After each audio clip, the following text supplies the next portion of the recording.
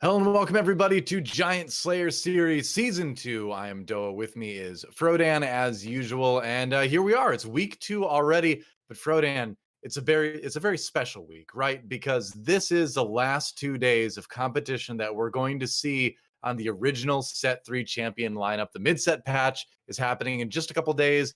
And so this is kind of like a farewell tour, if you will, of the original comps that we've grown to love or love to hate in set 3. It's going to be a fun couple days. At least in terms of what we come to expect. There's going to be a lot of really fun new things that's going to be showing up as you've seen in PBE. They're also still just tweaking fundamental changes. I know, like, for Right. example, they've been addressing should we be able to fully sell back champions at the value that we paid for them. So there's a lot of changes on the horizon, but this is the last chance for players to showcase the refined play style based off of the information out there. And I think Yeah. in this last few days of the first half of set three, players are really bunkering down, trying to get their position for snapshots, and there's been some movement on the ladder. Yeah, it's interesting to see kind of who's moving up, who's moving down. The compositions haven't changed that much. There's like a couple of variations here and there, but we'll get into that a lot more as we see the games, I'm sure. First and foremost, thank you to juke.gg for sponsoring the Giant Slayer series. Exclamation point GSS in chat will take you to a landing page where you can not only watch this stream right here, but also see all the player point of views. So if you want to watch one of the players play a specific comp that you're curious about, you can go and do that. It's going to be a lot of fun, so don't forget about that as well. But let's take a moment to take a look at the format for the tournament before we go any further. As you can see, we are in week 2 of 3 weeks of season play, and then we will have that finals lobby in the end. The point scoring is as follows on the right side, so a little bit more for first, and then a little bit more for second through fourth, and then it falls off a bit after that. That's right. So it's going to be a fun week to see the games that's going to be happening today, but also next week, week 3, and then the Yeah. finals after the first week of games on the new mid-set expansion for set 3.5. We're all very, very excited. In the meantime, what's going to happen in those finals? It's kind of a condensed timeline because last season we missed a week or half of a week rather, because there was a maintenance or a down server. Right. So There we was a actually had a to delay Valorant beta things. launching, which Something crushed like the that. servers into oblivion for one night, yeah. I've heard of that game. It's Uh-huh. it's pretty cool. Not bad. But we have only 3 weeks this time, and so we're not Uh-huh. going to be crossing over more than just 2 patches, and it's going to be a really good competitive game. And I think if there's anything that's indicated from last week, that we might see some people continue to separate themselves in the pack. Yeah, I think you might be right. Let's take a look at the prize pool for this particular tournament. First place gets $1,000, and then all the way down to 150 for 9th through 16th. So you always get a little bit just for showing up. But it's not just about the money. It's about the prestige. It's about cementing yourself as one of the best TFT players in the world right now. And this is a cool tournament too, because this is one of the first real NA versus EU battles we've had in TFT. So there's some regional pride on the line as well. That's right. So the regional aspect of it is probably the most interesting part. Of course, the money is nice to have to Sure. just compete for a few weeks, earn $1,000. That sounds great to me. But for the rivalry between Europe and Americas, there's a lot of people that say EU is the region that really has the best players, and that's usually quoted by EU players or people that love watching EU streamers. And then you Sure. have NA players who want to be good at any esport, so they're like, yeah, I think NA is the best. And Right. the funny thing is, no one can be proven wrong right now because there hasn't been enough competition. In fact, the only competition that has, really meaningfully developed is Giant Slayer. We've had invitationals for, hosted by Riot, but we really haven't Sure. had too many tournaments in TFT. And the ones that we've had that's been hyper competitive has been one for people from North or South America. Yeah, I mean, there's been an NA versus China tournament as we look at the standings overall here, and that one NA came out a little bit ahead, but NA versus EU is the rivalry that most NA fans, I think, anyway, are interested in. But let's take a look at our player standings right now. Khroen and Khroen on top, which is interesting because they were part of our second lobby of players last week, and so our top 2 players came out of that different lobby. Ine and Crvor from the first lobby last week ended up in 3 and 4 after what 1 week of play. But I'm really curious about players like Kiting is Hard, who is down at 13 points right now, can absolutely come back. Gunmay as well. These are players that have been dominant on their various ladders in the past. So a little bit surprising to see them get off to a bit of a slow start. But we still do have 2 weeks of play yet, including this week. So plenty of time to come back.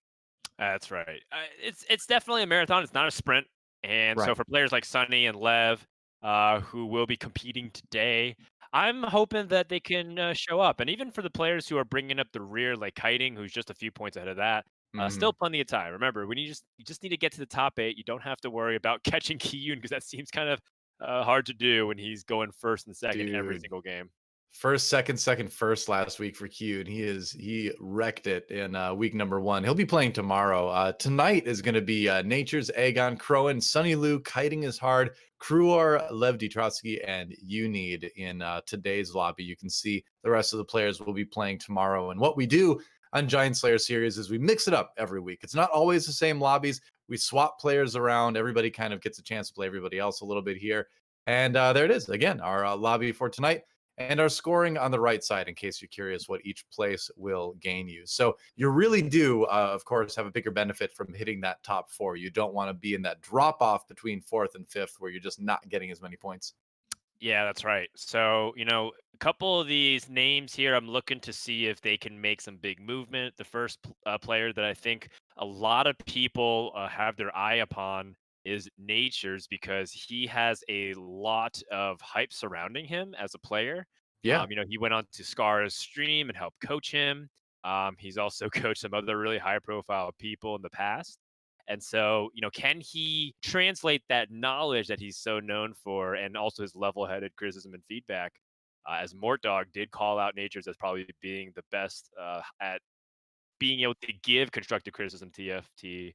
And so Nature's, I'm gonna see if he can keep that Mhm. momentum. And the second player is actually Agon because Agon seems to be one of those feast or famine players. He gets so much praise from his peers, and yet in tournaments he's either like getting top 2 or bottom 2. So I want to see if Agon can smooth out those performances a little bit because when I watch a stream, I can't help but think this guy is seriously very good at Yeah. TFT. He just thinks so big brained about it. And then in tournaments, it seems like when he even gets the uncontested lane, he's still bombing out randomly here and there. Both of those players in the middle of the pack right now, too, as far as our points from week 1. Nature's at 21 points, Agon at 23 points overall. So in a good position, at least, with a good day to move towards the top of the pack. So we'll have to see what they can do. Other players on that list that I'm kind of curious about, again, like I mentioned early on, Kiting is Hard, perpetually near the top of the NA ladder, but having a really week 1. It's two different spellings of week. You get it. But I've got a feeling that that's a player that's not going to be content with sitting at the bottom of the standings. I think he's going to shoot up there as well. But Frodan, looking at the meta right now as we kind of wait for the first game to start here, what are you kind of thinking we're going to see the most of? I mean, obviously things haven't changed a whole lot, but there's been like little variations. There's been like Demolitionist added into a couple compositions that didn't really use it before. What have you noticed in terms of like comp movement over the last week that stood out to you? Yeah, so a trend that a lot of streamers and players like to do is do a tier list snapshot of like what's currently good in the metagame. And it Mhm. seems like most people unanimously agree that Void Brawler and Rebels are still the top. But you definitely have a couple of contenders to the throne. I think Kale compositions are quite possibly the most controversial right now because I think most high level players agree that Kale just as a unit is busted and you have so much options to play the composition, but Sure. it's so hard and sometimes it feels a little bit inconsistent because it has so many different variations that you can go with the composition, and each of them fluctuate in power level at different points of the game. So I think we will be seeing a lot of Kale again today, but I wouldn't be surprised if KO compositions were simultaneously top 2 in the lobby and also like the next game, even if they look the same, might be bottom 4. Yeah, that is the thing with that. And I've seen a lot of those tier lists that you mentioned where Kale comp is rated as the only S tier comp as well. And I think it all comes Right. down to it being like really hard to get right. It can be the best, but it's perhaps the most skillful in terms of all of the Right. different synergies you can put in there, right? Mhm. So yeah, it is simultaneously the best and the worst comp, and it really comes down to the player, I think, more than a lot of the other comps these days. Yeah, I would agree with that, and I think that as we take a look at Nature's POV, and he's going to start off with the sword, maybe most likely just going to be trying to go for more of those damage-based compositions. I actually like this whole to not bind the Fiora. I think that's something Mm, that he wants to keep his goal flexible for in case he wants to pivot off of it or he wants to sell that sword off of Fiora. But yeah. yeah, just I think going back to what you were saying, we're going to probably see a lot of varying performances. I mean, there's even the X factor comps, right? Like the tier A, the tier B. Is it going to be the Jin carry compositions? Are we still going to see reroll compositions like Mech and Shredder do really well? Like Mhm. Crvor, who's in our lobby today, most likely going to be jamming some Mech or some variants thereof. He's been feeling pretty confident with the mech lately. Looking at results from last week for Crvor, he went 2-6-1-5 playing 4 games of Mech Infiltrator. So 2 very good results, 2 kind of mediocre results, but overall a pretty good day. So for a player that's good at playing the mech and able to respond to return by moving your infiltrators around properly, like you can still get good results with it. So we'll see what he decides to do. I wouldn't be surprised if he stuck with Mech. But the interesting thing is we've got this mid-set patch, so Mech Infiltrator is just simply not going to be an option next week. So whether he likes it or not, this is the last week anyone will get to play Mech Infiltrator in Giant Slayer series in the same way Yeah. it exists now. That is.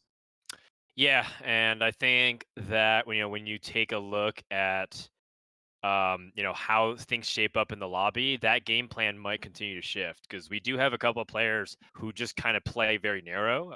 Mhm. You need, for example, was playing mainly Shredder in most of his lobbies last week as well.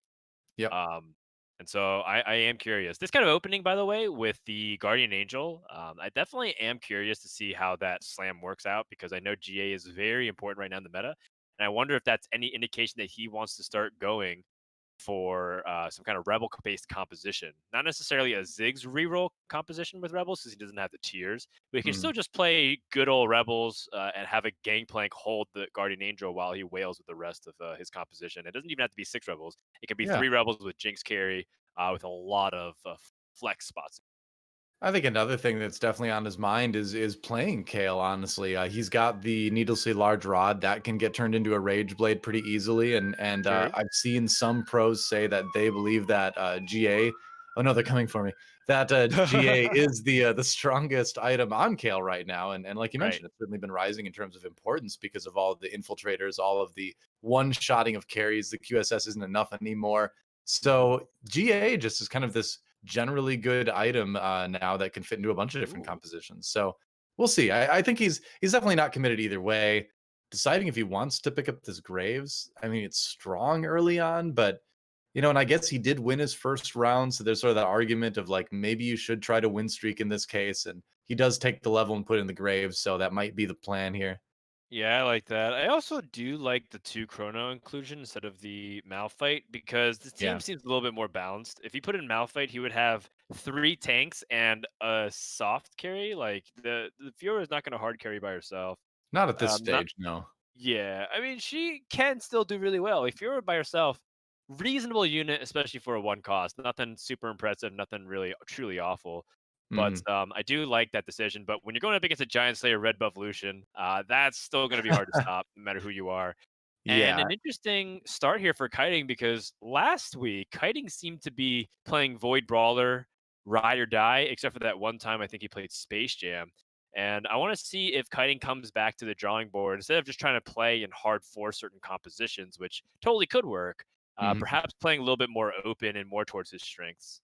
Yeah, last week Kiting His Hard played 2 games of Brawler Void, a game of Space Jam, and then he did try to play the Rebels with Jinx and Ziggs carry. He Oh, had that's 2 Seraphs on the Ziggs, but kind of better items on the Jinx.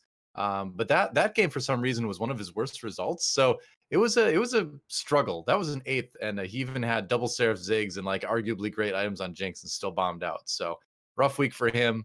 Like you said, mostly leaning towards that Brawler Void with a little bit of variation. Yeah. I think that when you look at how the early game is shaping up here, you got to really appreciate how open his bench is as well. He's really not committing. It's kind of like one of the things we talked about, like a few different composition variations, Mhm. and he can still play all of that. So I like it. It's an approach that we've seen lots of players take, and pre-leveling to get to 5 just to get that one chance at an epic in your shop. Yep, is always is a really important. good move here by Natures. Yeah, I think it is pretty vital. It's become more standard than non-standard to pre-level before you go into carousel to give your chance, give yourself a chance at hitting that 4 cost. Because if he does, let's say, hit that kale, he immediately can just swap the GA and the rod over, and suddenly he's in a great start. But we're going to check in with kiting his heart after this carousel, or right now, and see what the choice is going to be. He is number one in the lobby right now. We saw him have that extremely strong Lucian, going for the Ezreal with a belt, so that could be a number of other things. Yeah, Ezra with the belt. We have to go ahead and look at what he actually is playing. Looks like he Right. did see somebody heading towards the Korean Jin comp. But yeah, with that belt, I was kind of curious because he already had a Giant Slayer and a red buff. So I Right? wonder, Yeah. what else does he really want besides that? He could just be picking up the Ezreal for the Blaster Chrono synergies that he would be able to put in with Ezreal over Graves. Yeah, And I so, mean, when it comes down to it, he didn't have much of a choice on the carousel, right? So this is a way he right. can kind of pick up some really strong synergies. Totally, totally. And he already kind of sees where other people are going with their direction. Even though Giant Slay Red Buff is really good, they still could go in a few different compositions. And so I like that kiting is prioritizing keeping his win streak alive, and he just Yeah. already separated his bench into what he's going to sell versus what he's going to keep. Looks like Lev is heading for that Space Jam bill with GA and Ionic Spark at a level 2 Darius. And yet, despite that, the Chrono Brawler, or rather the Chrono Blaster here, is too strong in the early game. Yeah, that's going to be one of those things where the comp doesn't really start to pop off that much until you are able to get like the Jason there to soften up the Darius first. But it's so hard. I mean, Giant Slayer Red Buff just tears through nearly everything, and no surprise at all that Kiting His Heart is able to stay on top while we see him doing a little bit of scouting here. And it seems like towards the end of the first half of set three, just preserving your HP as a strategy has become one of the strongest things in the game. And it's always been strong to preserve your HP, but right now, especially, there's a lot of ways you can do that in the early game because when you get to the late game, it can be very swingy because of how bursty a lot of the comps are. So going into that late game stage with like 70 plus HP is almost going to be like a top 4 every time. So it's become a big priority, a bigger priority, I should say, than usual. Yeah, I think that one thing that people were thinking about when Giant Slayer was kind of rotating out of the meta as an early game slam was the fact that Vanguards were so good. But now that the emphasis seems to be for brawlers to be your tank, Uh-huh. especially as people prepare for Rebels and Void Brawlers to be so powerful, that with no Vanguards to have the armor to offset that Giant Slayer damage, you can kind of play it again. So I think that's like a really good example of how a meta continues to develop and evolve week to week. Even Mhm. though nothing has fundamentally changed, it just seems all of a sudden, outside against that Poppy with an armor, this Lucian with Giant Slayer Red Buff should be doing work, even as a 1 star once again. Oh yeah, for sure. I feel like I just see more and more parallels every week between TFT and StarCraft, and that's another one right there. And that like there was long periods of time where there was no patching going on in the game, and just the meta just kind of rotated based on what people played. Some things would rise in strength, so people would create things to sort of respond to that. That would cause it to decline, which would open up new strategies. And it's something that you don't see as often in some other games. Honestly, not every game has sort of like the depth to support sort of a rotating meta without patches like that. But it's really cool to see that in TFT, and it's such a good sign for the game as a strong esport. Yep. And I really appreciate like what the path here that kiting is doing, which is win streak preservation. He's going to go ahead and level to 6 at stage 3-1, which is not very common to do unless you're win streaking. Hmm. And he also kept his Malphite at 29 gold. And I think that's a really important decision to call out because I think a lot of people will be super tempted. They get beaten to their heads early. Eco, eco, eco, right? You don't want Oh to have yeah. good economy. But yet he wanted to hold that Malphite because he needed a guaranteed unit to put in at level 6 to keep his win streak. And Brawlers are a really nice frontline addition.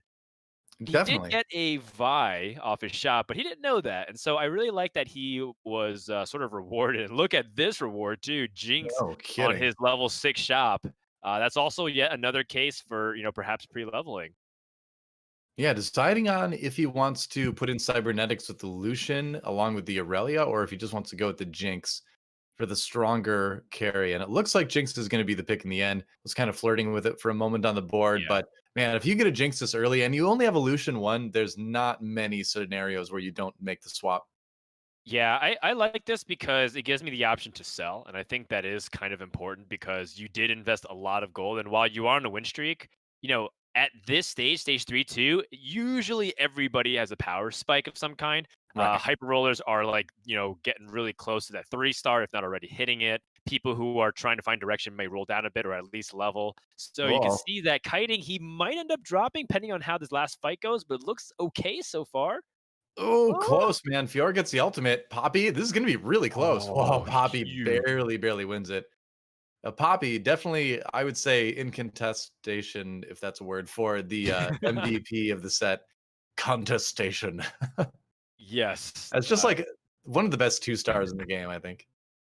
Definitely in terms of, pound for pound in terms of what you spend and what you get. Yeah, not Very, pound for very pound in solid lore. game. I mean, Yordles are pretty small, but Well, I mean, in terms of like how much Poppy weighs, in terms of how strong Poppy is, I think that true. makes sense as well. With Because armor, I suppose, as well, that yeah, adds some to it. because isn't Malphite like 10 times the size of a Yordle? He should be, like, he's made of stone, but obviously Right. it's tougher It's to just tougher giant to, rock. communicate that in a game, in an Yeah. auto chess, variation of the For game. sure, exactly. Especially when they're trying to Yeah. visually demonstrate or showcase Yeah. the difference between a 2-star versus a 1-star just through size difference. Yep. I But like it. this is such a powerful opening. If Kiting can keep his win streak throughout stage 3, he can actually go to level 8 as fast as 4-1 You in don't order have a lot to of keep gold rolling. along with this, but we've been seeing this become more popular too. A lot of players were doing it, but Polt was kind of the one I think that sort of brought it to the forefront of the meta discussion, where it's just like, hey, if you're winning, just level, go down to 0 gold, do whatever you can to preserve that win streak, and Right. get to the late game with a high HP. That's right. Kiting kind of baiting the bow is like, "Oh, don't want the bow." He actually wanted the sword the entire time because Jinx has really been a powerful carry, but sometimes people feel like she still needs a defensive item, despite the fact that most people itemize her offensively these days. Yeah, I'd say Um, so. yeah, so Guardian Ninja would have been a nice pick. But either way, we're going to pay attention to Kiting's win streak as this game develops. In the meantime, we're heading over to what looks like a reroll Ziggs attempt, but although he hasn't really been hitting, it looks like. Instead, he's been hitting the Malphites. I This think is he not actually what you want to wants see. to go mech here. I think that's not mech. I'm sorry. I think he actually wants to go void here. Is the plan, because he only has that Oh, Ziggs okay. one, and he's got great Vel'Koz items, and he has a Malphite 3, and sometimes hyper rolling the Malphite 3 is an alternative to going for the Kha'Zix. Interesting. So while Rebels is kind of maybe what he's decided is the strongest right now, I kind of am getting a bit of a void vibe with this. Although if he finds the rebels, he'll probably just stick with that. It kind of depends on what he sees in his shops too. Yeah, I mean, I would actually agree with that had he, even had a single Kha'Zix on his bench, but it does feel like right now he might be a little bit too far from that. Oh, he does Yeah. find a Kha'Zix. And now with this Yasuo too, it makes Oh, me okay. think less likely that he's going to commit to that. But, Yeah, I part agree. of, part of it is that they do sort of blend together, to be quite honest. Like the idea is that the Void Brawler package still plays like Malphite, and you still, like you said, itemize um Kaisa and Ari and other like cheap 2 cost AP casters as a way to hold items for Vel'Koz. Right. Ziggs could also do the same thing as well. Yeah, you can definitely do a rebel start. But I agree with you. With picking up the Yasuo and stuff like that, it looks like he is trending more towards the rebel side. But it's weird because he doesn't even have a Ziggs 2. So I it's such a strange scenario to see him have a Malphite 3 and a Ziggs 1. So something clearly kind of went off the rails a little bit in the early game, but he's definitely salvaging it. But you can see he's low. He's already at 48 HP. So it was a struggle to get to this point, and he's got great items for some sort of AP carry.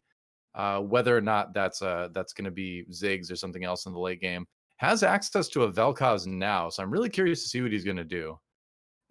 You can still make that transition, to Void Brawler, especially since he's only got the Ziggs one. But I don't know.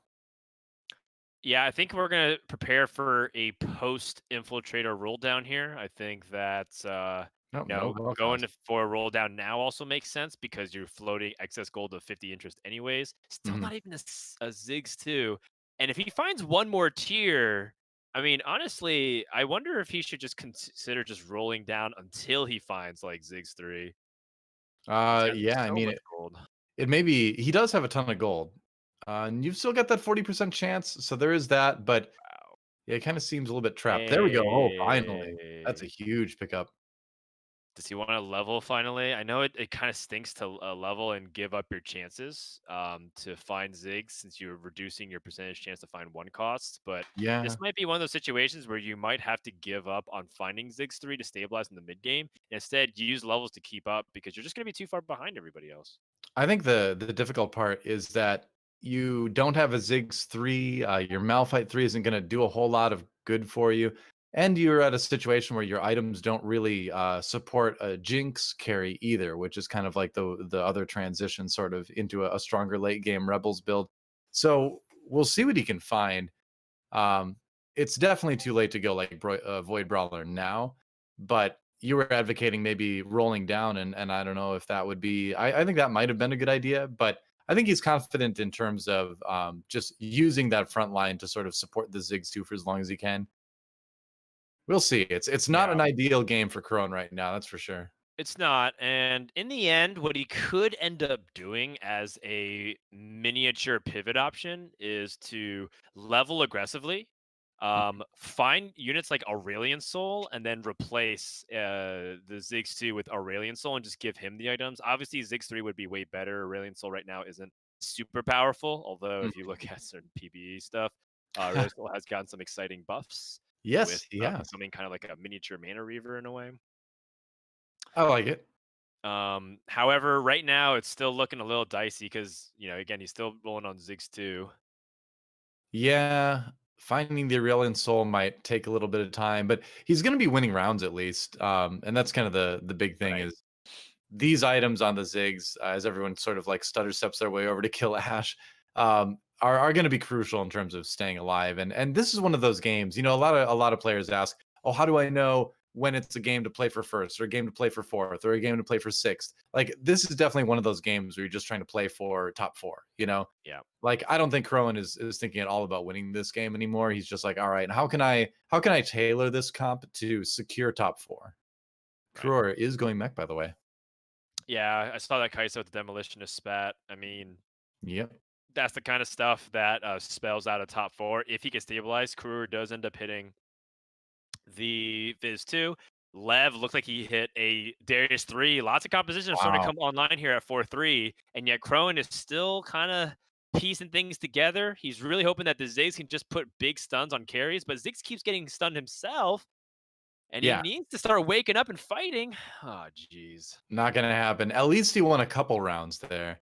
And yeah, it Yeah. has the Graves to sell to get up to 40. That's good, but it is looking pretty dire. Like, honestly, maybe now the thought process has to be, how do I at least end up with fourth in this game? Oh, There's a another tier. tier there, though. A tier, fourth tier. That's big. That means Ziggs can now pretty much keep casting, although with an auto here. Yep. And if the worst case scenario, still not awful to even just take a spatula in case he gets lucky and gets a rod for a demolitionist spat, which is quickly becoming the most important Oh like yeah. spatula item in the game, if not already. And item that's not going to be in the mid set expansion. I think that Right. one's getting replaced by the Battlecast spatula, if I recall correctly. Yeah, it's a good choice. Yeah. Demolitionist has proven to be quite a problematic spatula item because it just gives so many potentially cool abilities. Hmm. Way too many broken options. Kai'Sa being one of them, right? Kai'Sa is really cool as a unit. Just to be able to spray Morellos and give her like a different feel of an infiltrator. Most Hmm. infiltrators tend to be like single target damage based stuff, and then you give them an AOE, gives a really different dynamic to it. Except Demolitionist Pack kind of breaks that. Right. Yeah, giving hard CC to any comp is always a danger. Like hard crowd control in any game ever has always been one of the trickiest things to balance because it can get out of control really fast. Totally. Pretty good items for the mech for Crwr actually. So he's got a good Yeah. start with this. Still though, very low HP before he finally came online. Yeah, I think that I mean, looks like Crew's in a really good spot for this fight. Bunch of 1 stars remaining. Mhm. Overall, I'm still a very big fan of these three items: Titan's Resolve, Bramble Vest, and QSS. I do think Definitely. that Titan's Resolve is becoming less important for the mech because it doesn't feel like with the current way people are building stuff, Titan's Resolve is nearly as effective.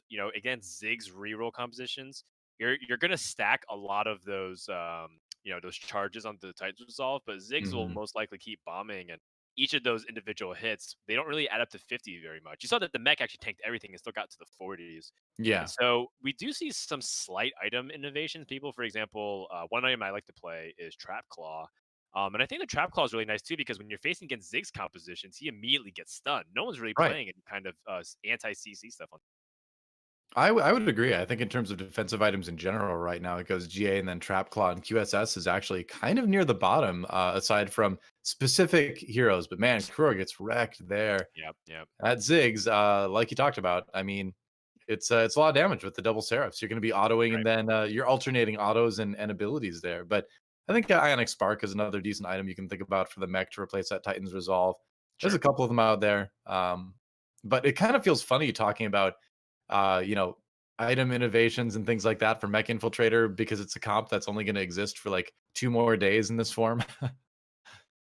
Yeah, I mean, and I think players are really still trying to find small innovations, and that's because ladder matters. And so you do Mhm. have players who are still pushing the envelope a little bit on what they want to play, and ultimately maybe a good lesson on why competitive does matter. In games like TFT, even though people say, "Oh, it's like for many people a casual game," but innovation really gets pushed by competition, and so For that's what we sure. really want to see. Yep. And even though the PBE is very tempting to spend all your time on, the ladder is still what is being looked at as far as like worlds opportunities for later in the year. So you Sure. kind of have to still pay attention to it. Finds the Annie 3. Finds the Annie 3. Needs to at least save 16 gold to level here so you can put in this 2-star Lux. You no longer are you at the luxury of being able to just kind of take it easy and Hmm. like slow roll at 6, especially when you start entering stage 5. I think that's one of the hardest things about mech, which is like understanding when to give up on your eco temporarily and then just go for a power spike. 'Cause I think a Right. lot of people think it's just simply keep rolling, keep rolling, keep rolling. You gotta always keep up the pace of the rest of the lobby here. Yeah, that was one of the main points that Crowor went back to quite often when he was on my show the other day, and we played that game of Mech Infiltrator. Is just knowing when to roll down, and when you roll down is dependent a lot on the state of the lobby. So the constant scouting becomes important for positioning, but also knowing kind of when to spend your gold too. Totally. Funny enough, by the way, ever since we've been watching Crewer make that Titans resolve, he has not hit 50 once on the TR. So I think Yeah, it's a pretty good visualization of what the meta looks like right now, where it's not super important to have that Titans resolve. I would say the first two items, QSS and Bramble, definitely are the highest priority item. right. I think it's just a symptom of the meta being so burst heavy rather than just sustained damage heavy. Speaking Yeah, of burst damage, here comes the space pirate composition. One of yeah. them anyway. I know Sunny Lu did hit a Jace 3 earlier in the game, but we're looking at Lev D's space champ at the moment. Oof. Oh Yeah, boy. I mean, the Titans have only got to the 20, so and it looks like he's Yeah. about to go down, but the Kaisa stuns the Darius. Is that enough time? Maybe. She's doing a lot of damage, but that Uh, Darius has a GA though. And if he hits the yes. Kaisa, it might be lights out. We'll see. Oh, Oh oh, no! Kaisa Oh, the last. Kaisa again. It's so sick. Come on and slam. Despite all of that, you can see the impact of having only a Kaisa 2 is, if it was a Kaisa 3, I'm pretty sure that Darius was toast. But Oh yeah, for sure. yeah, it's Unquestionably. It's interesting that mech also seems to be getting more contested by the adjacent compositions that borrow those units. For Mhm. example, like I was playing a mech game earlier today. Don't judge me. Let me finish. Alright. I got perfect items for it, and I got first place. That's the end of the Okay. story. But Cool. the details in between is that there's a lot of Kaisas being pulled out of the pool because there was 3 other players in the lobby going Void Brawler, and I couldn't even find a Kaisa 2 for the longest time. I actually found every other unit, including Fizz 2, before I found my second Kaisa. Wow. So that was a really interesting. And also, there was 2 Rebel players buying the Rumbles, as you saw, like Kiting, for example. Mhm. So Mech does actually get contested, funny enough, although not directly. Well, we are getting to the point where people are being eliminated. Sunny Lu and Uni, the Oof. first to go from the lobby right now. And Sunny Lu had just hit that Darius 3 before that round as well. So he was starting to get his 3 stars online, but it just cost him too much HP while going up against the other Space Jam pirate in the lobby. And that ended up costing him. Lev D, the other Space Jam player, up in third right now. Yeah, it Wow. looks like MF with, Crvor dude.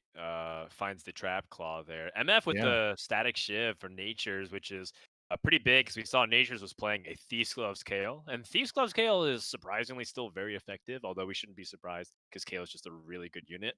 Right. It's just having an extra misfortune if he doesn't already helps him improve that Valkyrie synergy, as well as of course give him some extra DPS. Oh So we are yes, on board with Lev D Trotskij now, and he's going space pirates. I heard you start getting excited, and yeah, he's gonna have a lot of items available here. I think very soon. you love to see it. I'm so excited by this. I think Force Space Pirates has kind of been one of the most fun builds throughout this set. And while it's never been good, Mhm. which is a very important thing for the game because you don't want this kind of competition to be very good consistently, True. I still think that it has some of the highest capable power spikes in the game, rather the ceiling. The ceiling is probably one of the highest in this competition. Yeah, sure. Well, I mean, geez, look at that GP Oh, alt right there, and now Darius what? comes slamming in. Yeah, That is insane because the GP already has a rod, so now he has an ionic spark number 2 that he can get put on GP and just make the magic resistance even lower for his opponents. could also make a Zephyr as well, just to be annoying. There's a lot of things you could do with this. It makes sense to Totally. finish the Ionic Spark, I suppose, but yeah, Morello's okay. I'm not opposed Okay. to that. But now you've got a Runins, and Runins is okay. Runins on Jace. All right. Well, What is this, set you 1? know, I don't, I don't know. I don't know if I would be, I don't know if you don't see the Runins on Jace very often. But when you've got 31 HP, I think you're just trying to slam all the power items you can, and it'll work. Yeah, I think I was really open to the idea of a second ZZ Rot portal as That too. well. But Morello with Gangplank still obviously really good because it's big, wide AoE. Hmm. Looks like he does end up getting it off, and he did get 2 items last time. We'll see if he get any items or if he can actually even Oh. win this fight. That KO is uncontested. Look at that Deathblade KO, by the way. Yeah, well, that's what happens when you start AoEing everybody and then they start dying. You get insane Deathblade stacks on the scale. And man, talk about something else that's going to be gone in a couple days. It's so many like hallmark comps of set 3 are going to be completely gone. Valkyrie is leaving the game, Void leaving the game. Yeah. And because of that, some of the crucial parts of Mech Infiltrator are going to be out. I'm pretty happy with the changes on the PBE in general. But it is going to be the end of an era, that's for sure. Yeah, the meta is going to shift, even though there's going to be still some compositions that are good. I think a lot of people, for example, still know that Brawler Blaster is very consistent with Ilawi added Oh to the yeah. mix. Um, but yeah, we'll go ahead and just wait to see the final Darius iterate just hanging out. PB before we kind of talk about what compositions might end up being good here and surviving. In the Yep. meantime, Lev goes to 9. We're going to roll down for the Oh, GP2, finds larger area, which is great. Find some other high impact stuff, finds a Lulu.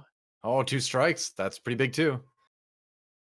As long as his GP lives, you're getting to the point where you're a little bit worried that you've only got a GP1 without a Yeah. Guardian Angel. Okay.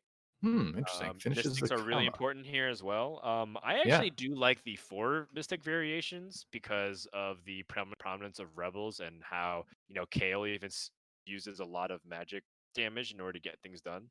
fair enough. So Yeah. I do prefer like playing Mystic variations here.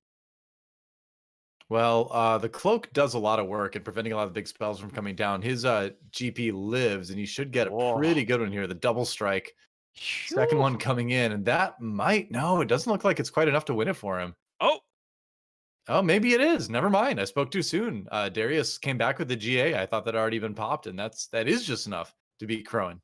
Yeah, and Crone able to survive for this long. Big shout out to him. The biggest problem with Lev is that outside of Darius, he actually, if he doesn't get the Gangplank 2, he doesn't have like a true secondary carry. The Jace 2 is okay. Mhm. Gangplank 1 is pretty solid, but as you saw, he cast his ability very late into the fight and you need Oh, him to that's go much big. quicker. Faster impact is so important for this comp, for any GP comp, really. But man, there's like a gangplank and half the comps left. We're in our top four right now. Kiting, still number one, 37 HP. Crowin, Lev D Trotskij, and Agon are our top four overall. Going up Yeah, against needs to Agon get now. that Gangplank cast off. Oh, the disarm stops the Gangplank from attacking. It's taking so long to cast its ability, but there it is. Whoa. Is The it GP ult. fast enough though? Is it too late? Is it too late? The Darius is resetting, but he got shot down by the Runin's Jin Hurricane. Yeah, look at that Oh. 300 AD. And with all the healing, because I believe he's got Celestial in there as well. You normally would. All the healing that Jinx or that Jin rather is going to do is going to make him very, very Yeah. difficult to stop in the end. I think it might be time to just take out some stuff here. Like, I don't think we need Graves. I think we can play like just a better unit. Soraka is like already, I think, better, but the four, he wants the He's four committed. pirates. He's He's committed. committed to the meme. I love it. I love it. Hey, you're top four already. Why not? Why not live the meme dream, right? So he just played against Agon. Basically everybody but Crowan on their last life right now, as Kiting is hard actually lost his last round. Yeah. See if you can beat the Space Pirates now. Oh no, this is a very stacked backline. Jinx and Misfortune both have Giant Slayer. The Misfortune did get disarmed, but now she still gets to cast her ability off. Yeah, GP gets Oh some damage no, done. this. Darius has to slam jam, but he dies. And this GA is not going to do it. Oh. Yeah, Lev and D out. he gets third though. Yeah. You can argue that there was a little bit too much greed on the fact that he's still playing units like a Hey, Grave 2 with no true items. pirate, right? Yeah. I've got no problems with a space pirate player being too greedy. That's Oh yeah. just playing, that's just playing the theme of your comp. Oh, totally. And I've been really deprived of content during the quarantine, so I actually started Mhm. watching One Piece. I Oh don't man. know why I started doing that because there's thousands of episodes to get I know, through. right? That's you are But you are on at the beginning of an insanely long epic yeah. journey, aren't you? Yeah, totally. And there's one thing I learned is that pirates never back down. You always to the very end fight to get That's even right. one last piece of treasure. So I've um read some of the manga, but I have not actually seen the show. it's very fun.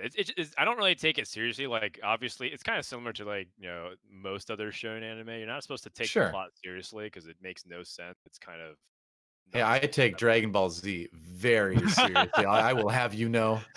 But it's very fun, and the characters are Ooh, lovable, and the plot line's fun enough. But that's gonna Crowin. wrap it up here. Crowin Yeah. gets the win with that Rocky Ziggs opening, finishing off with the Jinx carry into GP. Hey, what do you Well, know? Rebel's still on top. no kidding. Props to Crone for making that work. Because remember, there was a point in the game where Crone went down to sub 50 HP really fast here and just kind of stuck with it, made the Rebels comp work. He knew he had good items for Ziggs and was able to eventually find the GP2 and build around that. And Crone has been having a great tournament so far. He has won the first match that puts him up at 10 points right now. And he is actually number one, I believe, in the overall standings now because of that as well. He was at 27, which had him at second, but now he's up at 37, which puts him at first. And of course, it's going to change a little bit. Kyun's still way up there because he had 36 points before this week began, which means he was already like almost 10 ahead. But Crowan having a pretty sick tournament so far. Yeah, and I think it's a really good demonstration of what to do when you're not hitting. I think that was actually probably the perfect model example of it because I think a Mhm. lot of people can do that for like reroll compositions in general, especially with Void Brawler and Shredder, etc. Yeah. But Crone really identified that he was playing 6-1 for a while, and he's like, I can't really rely on this only, and I'm not going to all in and get my chance in the late game. And so what Right. you really can do there is use your opportunity to level. He was fortunate enough because getting Gangplank 2 is always kind of a high roll. You saw like the contrast where Lev went to 9, didn't find any Mhm. Gangplanks afterwards. Pretty unlucky considering how greedy he was and rolled so much gold down. But Crowan, like understood what risk he needed to take and what his win condition was, even despite having a low roll start. And I think that's a really, really good series of plays from Khroen. Yeah, and able to find the first place is really important as well. If you remember last season, actually, he made it into the playoffs by virtue of having more firsts than the other players that were tied with him in points, and that's already his second first place of the tournament. So a really good start for Crow. And he went. Let's see, what did he go? I need to look up what he went last week. He last week went 4-1-5-3. So only one finish outside the top four last week. Begins this week with the first place.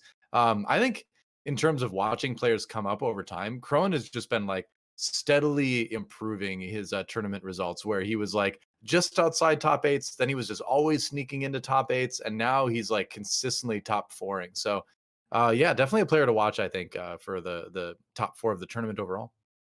Yeah, and overall, Crohn's quite possibly been one of the most consistent tournament players in Americas for a while. I Mhm. think that if you look at just like his performances, he might be just the most finals appearances. Although, like, again, we haven't had too many like official tournaments, so like these are a lot of Sure. community-based events. But the ones that Crohn's participating in, he's constantly threatening to enter the final eight. And even if he's not necessarily winning the tournaments, he's always just kind of been there as a consistent force. Yeah, it's pretty much always in that final lobby, it seems like these days. Starting off with Galaxy number 2. And have we actually had two normal galaxies in a row? What is going on here? That's right. Kind of showing pure unadulterated TFT, right? You know, it's I suppose it's a symptom of the end of the first half of the set, just getting some straight up team fight tactics, no nebula interference at all. And I love the galaxies. I love the nebulas, but I don't mind a normal game of TFT once in a while too. Yeah, for sure. Well, Crowan, you can see how serious he's taking it. No cam, no mic in the game, by the way, and Yep, really that's as trying to usual. keep his, options open. He's starting off with tier again, which makes me feel like, obviously he's open to the same composition, but more importantly, maybe he just wants to stay in this lane for today's games. If he senses that people aren't going to be contesting it as much. Yeah, so I suppose that's certainly possible. Right. And one Um, thing also to note too is that two Jinx-based compositions got top two in that previous game, with kiting, going up against Crone in that final fight. mhm. So overall, like once again, Jinx still being a really powerful champion to build your composition around. She's probably still my favorite four cost carry right now in the metagame. Oh, okay. He definitely works in Rebels, works in Brawler Blaster. I've even seen a couple comps here and there where it's just like Jinx is you carry among like the quote unquote good stuff comp, where you have like Jinx, Aurelia, MF, GP. Right. So she can just be a carry in those comps as well. Zoe too. Does he want to go for maybe a little bit of a sorcerer opening here? That can work if you have a good enough front line, and usually like TF and Poppy are part of that. He's thinking about it. Yeah, I think if he gets the gold, he almost certainly will go for like that mass buy. The only thing is that there's some higher quality units in his shop, like Shen, for example, which I think Shen early is very good, especially if people are reliant upon damage carries. If you Mhm. see anyone going Zaya still right now in lobby, Shen can sometimes just shut that down single handedly. But the important thing is that two stars are still good. They're just like still more important to play than the one stars. Yep. Can't really deny that. In the very early game, that is definitely the case. So this is a pretty common level 3. You go 2 Sorks, generally Zoe and TF, and a tank. And Poppy is a pretty common tank, but I like the inclusion of Shen as well because you get Chrono off of this. And Shen isn't like a tank, by the standard definition, I suppose, but he is tanky enough that with a 2-star Zoe, maybe you can win a round or two. Not against this, but maybe against some other stuff. Yeah, the positioning is to try to account for Kha'Zix in case he came a little bit closer, but That's good positioning. a little bit unfortunate that like Shen missed that Kha'Zix didn't just hop immediately onto the Shen. That would have been a really big deal.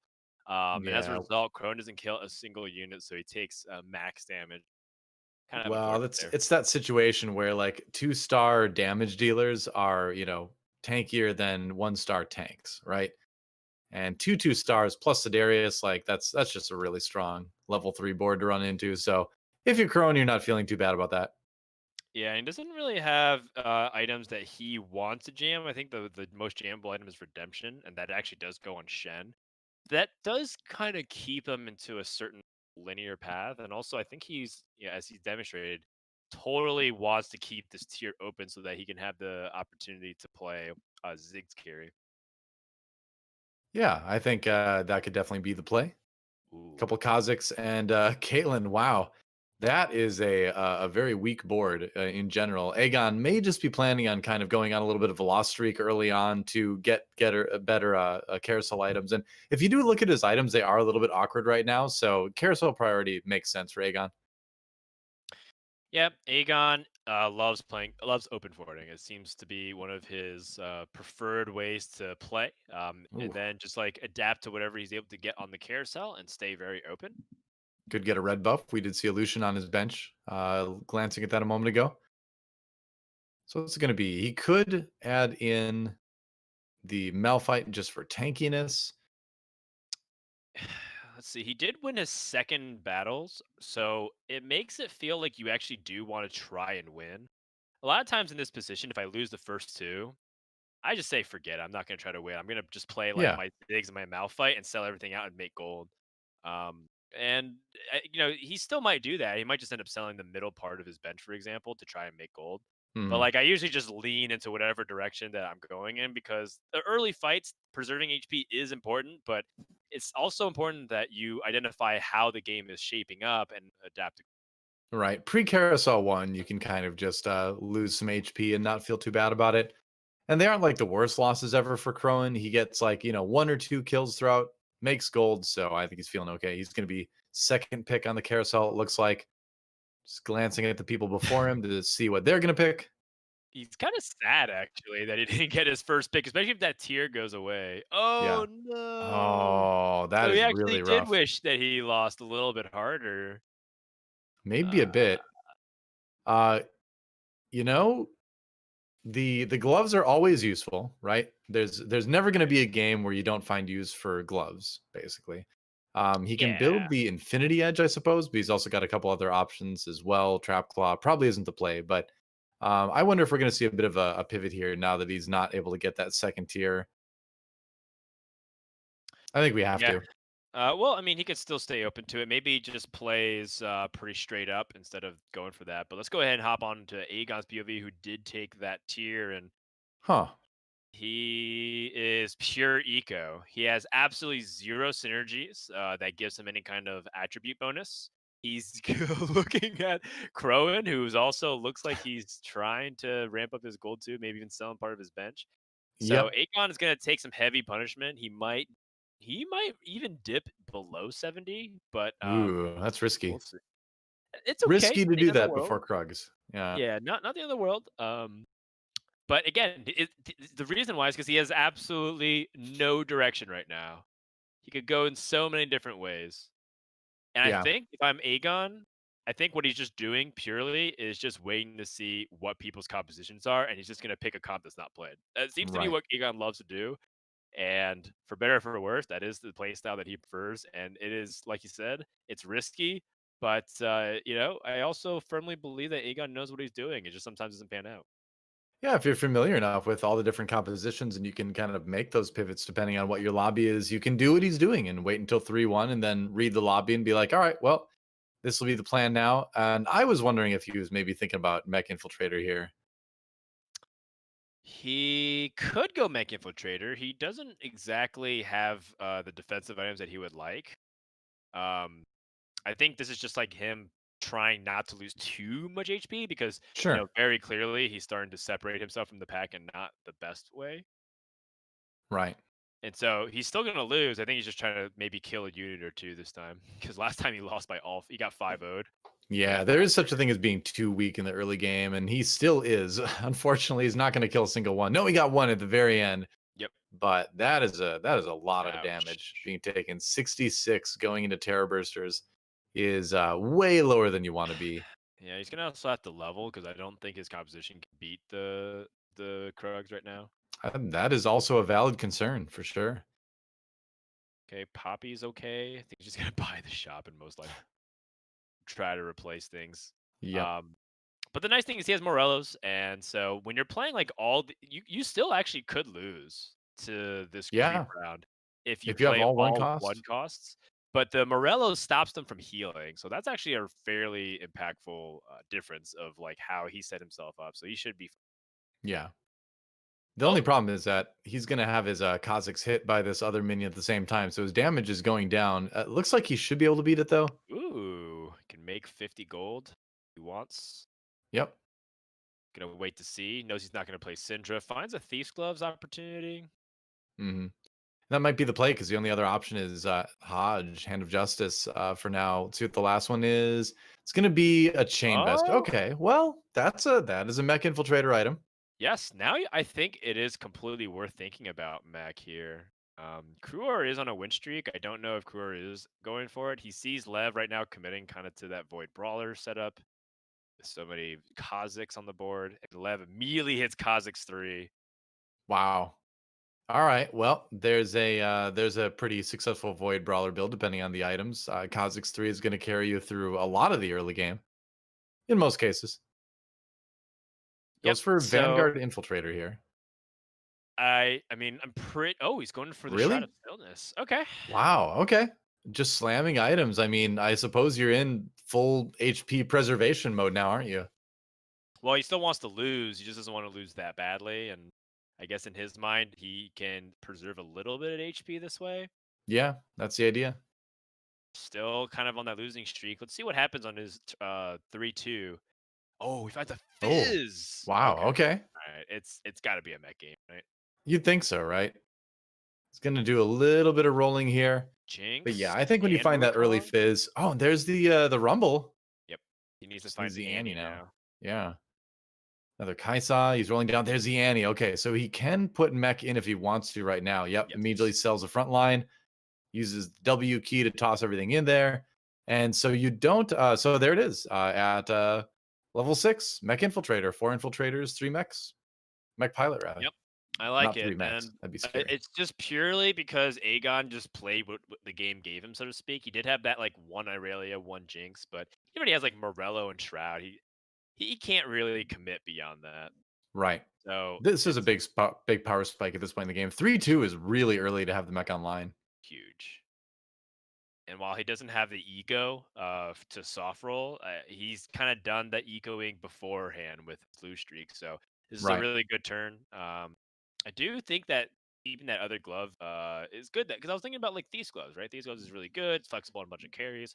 But he decided to go ahead and jam that because he already saw the mech opportunity and he was rewarded with that fizz. And now he can just go ahead and wait for that QSS and then just slowly over time get that Bramble Vest. Another Right. roll down here. Yeah, I suppose you do kind of want to find that like Rumble 2, maybe the Annie 2, because you're Ooh. feeling a little bit weak. There's an Annie. Yeah. So I think he wants to just say, I'm sub 60 HP right now. I need to find some sort of win streak or at least start winning like every other round so I don't just completely bomb out. I'm inclined to agree because he did have a lot of level one mech. He had level one mech pilots and a Hmm. level three mech in total. So if he was to snap his losing streak, he has to really make sure that he's going to preserve his win streak. So Yeah. I can get behind it. I can get behind it. It's not something that I would have done, but when I see it in practice, maybe something I should be doing now. Oh my Yeah. And gosh. that's the funny thing is as I've played with some of these pros and like had them especially some of the mech infiltrator games I played is Yeah. the emphasis on knowing when to roll down is such a key part of that comp in particular. All And right. sometimes it So can come at weird times too. yeah, totally. We wish the best of luck there. And of course, he sees Crwor going for the mech infiltrator as well. It's something that's been patented to him. Crwor also kind of did the inverse of what Agon did. Agon lost the entirety of stage two. Crwor was on the win streak, perfect win streak, and going on his HP. You can see that right now they're somewhat converging. And that also makes sense because Agon, the reason why he's rolling is because he knows Crwor is going to start rolling now. Usually, what the mech does after carousel is go to 6, if not already, and then Yeah. start rolling. So he actually landed it before Crwor, which makes total sense in context. And if that's the case, Agon has read the lobby very well. Yeah. Also got a little bit fortunate finding that fizz early that kind of unlocked that line of play. But there's something to be said for sure. When it comes to recognizing that and capitalizing on it, looks like it's going to be a pretty standard early cyber build for Sunny Lu, using that blaster and chrono to sort of like shore up the damage as you wait for Cybernetics to get online. Oh, it's gonna take a little Oh, bit of time though. This Space Jam is farming him for gold. Or wait, hold on. There's that Lucian in the back still wailing away, uncontested. So, yeah, he's been pretty untouched. oh, And if he gets slammed though, wow, barely wins it. yeah, that Lucian being able to position himself all the way in the enemy backline was huge. Finds a second Kale. That is some strong direction. So Yeah. now you can kind of play a Kale multi-carry approach. I think most people actually agree that when you play Mm, Kale-based compositions, the first thing you need to identify is who's your second carry, because Kale, of course, is great, but if your opponent positions well enough, there's no chance that you can protect Kale completely. So splitting your threats is usually important. That's why people like to play Aurelia or a Misfortune. But he has that red buff, so he can actually even consider Jinx, like you were talking about earlier. right. Jinx, Relia is going to be another one of those strong four cost carries for him too. So you don't even need to go six cybers out of this. You can kind of just go for the pink build, as they say sometimes, and just build up all of those strong four cost carries. Going to take a bit of a shot here from Agon though, who is suddenly pretty strong by virtue of finding that mech early on, and that'll last him basically until about 4-1 when a lot of the other power spikes for some of the comps come in. Crvor, though, down to 56. So the mech Yeah. players have swapped positions now officially. Yeah, and this is something that I actually didn't really understand a lot when I was playing in the middle of this of the set.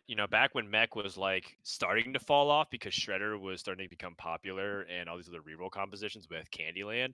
I started picking up Mech because it was like, oh, this is like uncontested, and people are saying it's like harder to play, so it must feel more rewarding. Right. And there was like games where like the player that did what Agon did ended up doing better than me, and I thought that I was playing fundamentally better, and it took me a while to realize I was not, because I was simply just sticking to a game plan and not adapting to the lobby. And it doesn't surprise me that Agon has now surpassed Crwr, and now Crwr, he's finally getting his 2 stars online. But is it enough? Right? Has the momentum shifted completely the opposite way?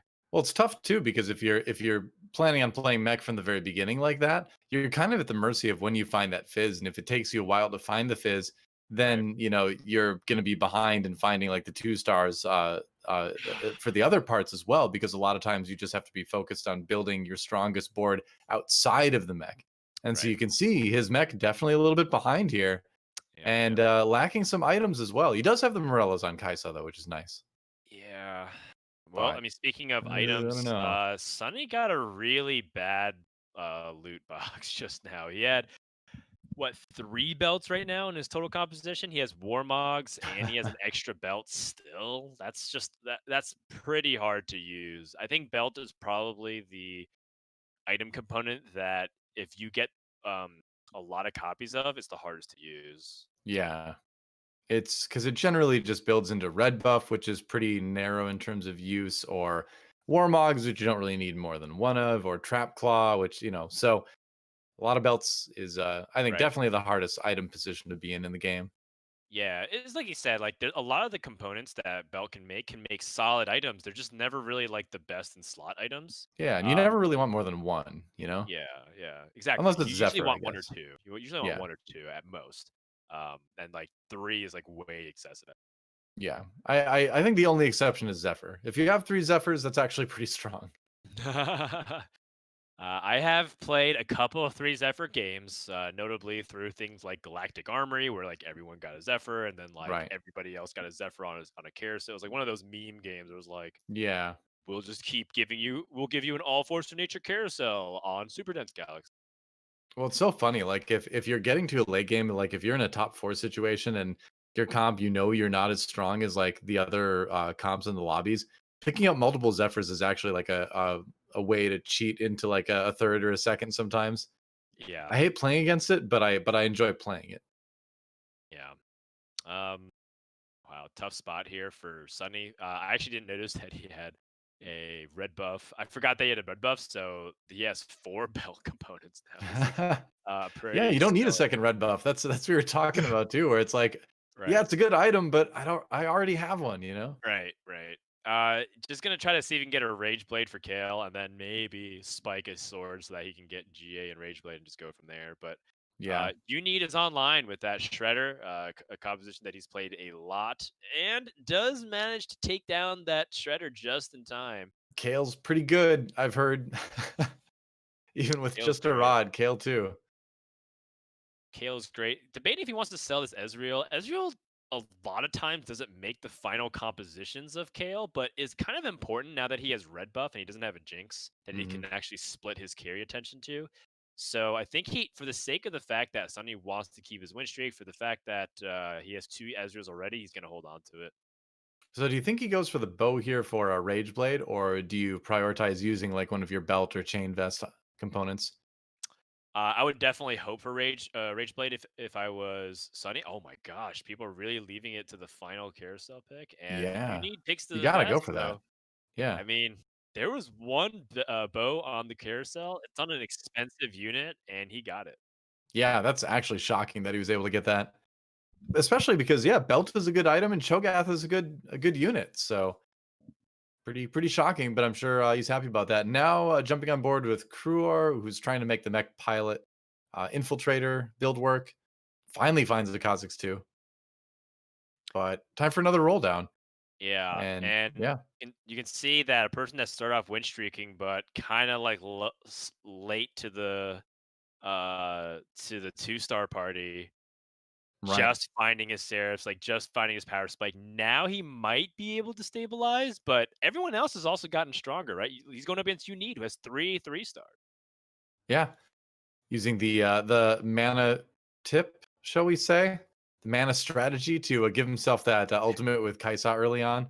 The last few days where you can go ahead and mana bug, Yep. where you combine items mid fight. But yeah, this is just way too much. Crewer Oh, actually might just die and get eighth here. Agon he also might. losing. Are we gonna see the holding hands, the seventh and eighth? It's not looking good right now. Kuro's results with Mech last week were a bit up and down. Second, sixth, first, fifth. So his losses weren't like the worst losses ever, and he did get a first and a second. So he made it work last week. But Mech Infiltrator definitely feels like a risk, even if you are the only person doing it in the lobby right now. You can kind of just low roll a bit or run into a lot of HP loss in the mid game. And yeah, I think Agon picking up all those mech components before he did definitely hurts him too. Yeah, I think Mech is like at best an A minus tier. Like he's like kind of like the bottom of an A tier composition right now. And the fact Mhm. that you can get contested like this already makes it difficult. Just look, he has all 2 stars and he's still getting blown out by Aegon, who went to level 8, who has I guess correctly identified that he's not going to be able to win and if he contests the unit. So looks like Aegon's going to Ooh. go for the variant of a try to find a gangplank and instead play Yeah. demolitionist at the end. Hey, I feel like if you win honorable mech combat like that, the other person has to leave the game. You know, they've it's the 1v1 has happened, the duel has been completed, and Kror has won. Even though he's less HP, he is the mech victory player. All right. Well, I mean, he got the victory, but in the end, Aegon went to 8, and it was a risky play for Aegon. But he's once again going to get stronger, and Crewor is kind of capped unless he finds another Annie. He doesn't even have a guaranteed power spike on 7 because he's not picking up like Oh any man. Luxes. Oh, that feels kind of bad. Only getting the sparring gloves, a little bit of gold, no other items. Going into 5-1, that's kind of a death sentence for this build, honestly. Yeah, that's not ideal. And the roll down finds a Kale. Oh, okay, and finds Kais. Looks like he's just committed to finding the 3 stars here before anything else. Yeah, I mean, what else can you do, really, right? Yeah, I personally like playing Kale at 7. A little bit over the Lux because I'm trying to prioritize Kaisa 3, and so I'm trying to add emphasis to the power spike there as opposed to just a universal sorcerer buff, which is obviously great, right? You're not going to argue with 20 AP that you get for your spell power, but Sure, yeah. I really like having that extra Kale, or actually Valkyrie bonus because it feels like it is super strong when it starts to kick in. Especially if you can find the Kaisa 3, that's when it really Yeah. comes online. Oh no. Nature's, though, winning that one pretty easily. He's got Kale, but he's Yeah. also got snipers as well. So again, just kind of cobbling together a composition of just strong forecast units. Right, and I mean, when it Kaisa. comes down to it, he might just feel like it's just too expensive to hold things like Lux and whatnot. He's in a bad spot. He can't even hit 7 anymore. Yeah, and he needs to roll all the way down, but not finding any of his 3 stars. No Oh, Annie. There's a Kaisa. Never mind. All right. okay. That's All right. huge. Rolls down one more. But is it enough? He's got 14 HP. He basically needs to win pretty much every fight from now on if he's going to Right. have a chance to move up at all. Probably best to even just throw this glove. He could be on his last life, but Yeah. I guess he's holding it just in case. And that Kai'Sa 3 is a very significant power spike. Oh, the misfortune ult getting off. Ah, not enough though. Yep. Well, So luckily for him, the Kaisa 3 was not in the line of fire for the misfortune. If that had been the case, it might have ended differently, but he's still got one more life at least.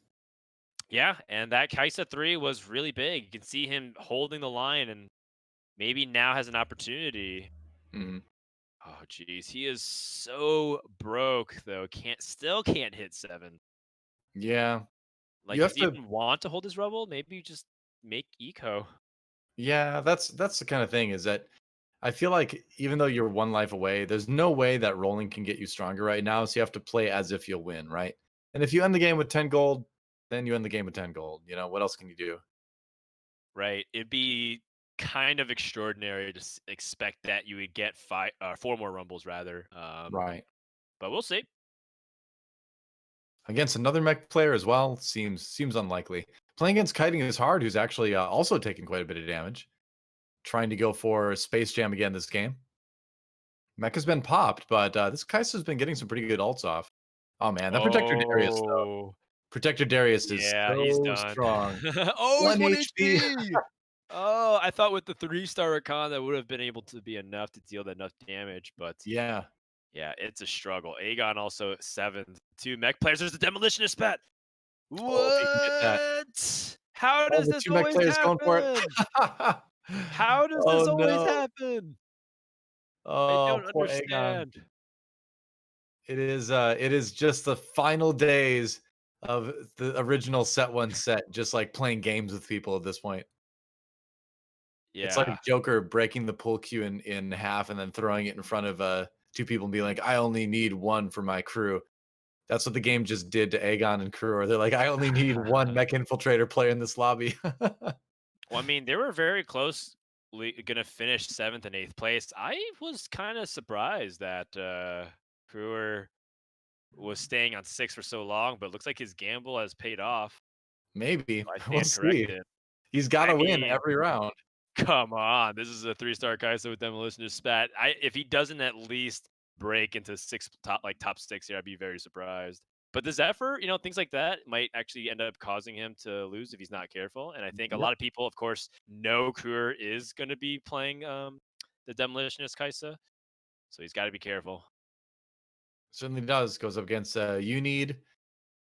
And okay. So he's got a Oh, chance. I like this. I Shredder? actually like splitting his carries like that. I know it's pretty standard sometimes to separate the Kate back, but like Oh yeah. he's not going to get hit Oh. by the demolitionist thing. And Uh-oh. I think Kruger's dead. Oh yeah. That Caitlyn 3 should be able to handle the Annie 2 and the Arya 1. He runs to the corner. This is the sneaky 7th place Oh board to play. no. Does he 8th place? Well, Yeah. somebody's got to take it. That's rough. Oof. Hate to see it. 8th place Yep. when everyone else in the lobby from 5th place and lower also one hit away. Kiting just his 3-star Shin Zhao. Right. So other people coming online. If he would have won that one round, there would have been a good chance for him to at least jump up to 5th maybe. Yep. I'm actually surprised that Kruger did not actually win that last round because I kind of thought that Kai'Sa 3 with the demolition spat was a significant power spike, but yeah, does not end up working out there. And now we're going up against Khroen. Yeah. Khroen once again with the rapid fire cannon Jinx, which is very powerful. It's also becoming one of my Wow. favorite items to put onto Jinx. That Oh, said, this so that was close. close. Yeah, you got the win. Man. Just going back with one last note Oh on my Crvor too. goodness. I think that particular round that he lost, you can beat those shredder comps sometimes, but the problem is that it burns down your mech really fast. And if the Zaya has QSS like he did, then the Kaisa doesn't get the stun to protect the mech. And so that's one of those situations where you can kind of end up falling to that board.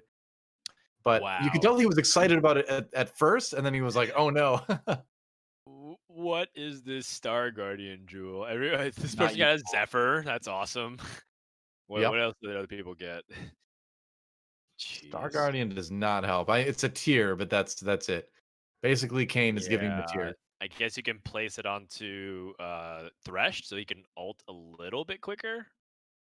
Wukong, Yeah, maybe?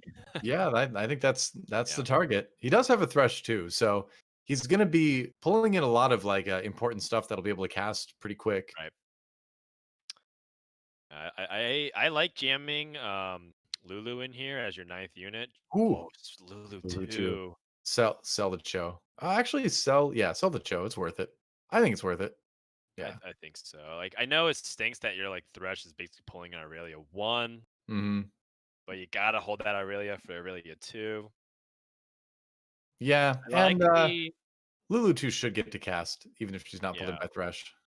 I like this variation of the Jin comp. It's kind of like half Jin, half KO comp. And it just Sure. gives them that secondary carry. Oh Oh, goodbye. no! Oh, so close. Loses to the ghost of the Void player. Can't remember exactly who that is in the lobby right now. Blitz Do is you good. remember? The ghost of the other player. Yeah, yeah. Who's the Void player? I'm not sure who it was. It's not you need, and it's not Khroen, so I it's think it was gotta. Lev Yeah, it D. was either Lev or Sunny. But Sunny was playing like a cybernetics build, so I'm pretty sure it's Lev. Oh, it's Lev D. He just got the Cho too. Oh, Cho 3. What? Oh, okay. Whoa. Yikes! All That right. looks like potential first place material here from Lev D. Yeah, people talk about the Vel'Koz 3 and the strength of that, but man, Cho'Gath 3 without like any items can delete entire boards if they're clumped up. Oh So we'll have to keep track of that. wow! That Kale with the Infinity Edge actually kind of deleted the front line immediately. This is kind of bad for Nature's. Oh my Yeah. goodness! He lost his entire front line. Is he just dead? Oh my 1 god, 1 HP. HP. Wow. That those kinds of swings are so scary. So it's one of those things where you feel really safe at 20 HP, and then all of a sudden you take a really bad loss and you're starting to panic. This is an Another Aurelia? insanely close lobby right now. 16, there's 5 players still left, and number 1 player Yes. has 16 HP. Yes. Everyone is within one shot distance. I like this swap, Valkyrie, and then funny enough, you actually might get Lulu to cast her ability quicker if Thresh Oh, pulls it off yeah. bench.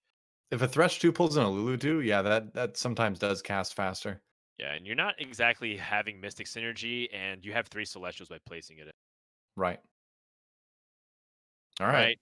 Well, Lulu Oh, the comes in Lulu with got almost stunned, oh, she and then the died. Jinx finished it off. That's huge. Crone's just gonna Wow. wipe out this army. Nature's at best fourth. Oh, Oh no, he's fifth. fifth. Oh, that hurts That's so much. devastating. Like Lulu just got like yoinked right into the path of his Ziggs bomb. Oh gosh. Oh, poor Lulu. That is bad. Like that type of fifth place loss feels especially rough. Yeah, like the Lulu got that full mana as soon as she got pulled in, and then Ziggs was like, "Oh, that's the closest target." It almost feel like that lob changed trajectory midair to target Lulu, and I It was don't a know curveball, yeah. that Ziggs is smurfing. He put some spin on it, pretty good Ziggs. Ziggs Yeah. 3 too. I mean, like, it's gonna do a lot of damage. And Khroen again finding like a pretty beefy rebel comp here that he may legitimately take 2 first place with this. He's looking real sharp. He somehow keeps finding Gangplank 2 with GA. That seems to be like Yeah. something that Crone is really good at finding. I think I mean that's I'm not even being facetious about it. Like I can't find Gangplank 2 a lot of the times, and I wonder if my rolling strategy is incorrect. My leveling strategy might be a little bit off. Or you're But just not Khroen, one of the 2. I'm just not Crone. Yeah, I mean that is an indisputable fact. So he doesn't quite have the fastest casting for Ziggs ever, so that is like the big Oh weakness of this comp, and I guess it's yeah. enough that he's gonna lose. So the big Yeah. problem is matchup against Void Brawler is really tough because they are Yep. so good at deleting these clumps of armies. So despite all of that, we were kind of talking up Khroen, and he matches up against Lev. Lev with that Cho 3. We talked about top 1 material. Yep. Cho Eh, 3 will eat Rebel comps for breakfast, man. yeah, and he's also got 7 Vel'Koz. He might even be able to get the Forbidden. No, he can't. This is the last fight, no matter what. Yeah. So close. I don't know if I've ever seen a player get Vel'Koz 3 and Cho'Gath 3. Maybe in the early days of Void. But he Yeah, almost had all three, didn't he? I know. Getting like all 3 voids to 3 stars, like the unholy trinity of Yeah. TFT. I'm sure somebody's done it. Misses the Zephyr on the Cho. So Cho casts his ability, and just anyone that circle dies Boom. immediately. Lev Yep. absolutely destroying. But it's a really good turnaround. Lev was in last place or tied for last for a while, and now it looks like he's gotten that very crucial victory. And his chat is loving it. Look at all those Pepes. That's right. The disciples of the void in the chat of Lev D and it's fun seeing comps like this get a win because again, like that comp is just going to cease to exist in a couple days because Void is leaving set 3. So it's been fun. Let's take a look at our scores so far. Khroen tied with Lev D Oof. Trotskij at for 17 points, both of them getting a third and a first respectively. And then a bit of a drop after that. Kiting is hard, Sunny Lou 11 to 10, and then so on from there. But back to Void again for a moment. Like it's been such a fun comp to experiment with and play with, but ultimately having a synergy in the game that bypasses all defensive synergies is probably a challenge to balance around and probably something that just shouldn't be in there. So it was fun. I really enjoyed Void, but I'm kind of a little bit glad to see it go too. That's right. And overall, you got to feel happy for the people who struggled the week 1 and are starting to piece together results. I mean, that's just Yeah. kind of what variance is, right? None of these players who are playing, they're not scrubs. They also even just like won qualifiers against other top challenger players. Mhm. So it's really cool to see players like Lev make that comeback and get that much needed victory. Right. So, quick shout out again to juke.gg for sponsoring the Giant Slayer series. Type exclamation point GSS in chat to get the landing page where you can go and view any player's point of view who is playing today. Definitely worth it. We're going to take a quick break, guys, but when we come back, the last 2 games of the day, the farewell tour for the first half of set 3 continues right after this.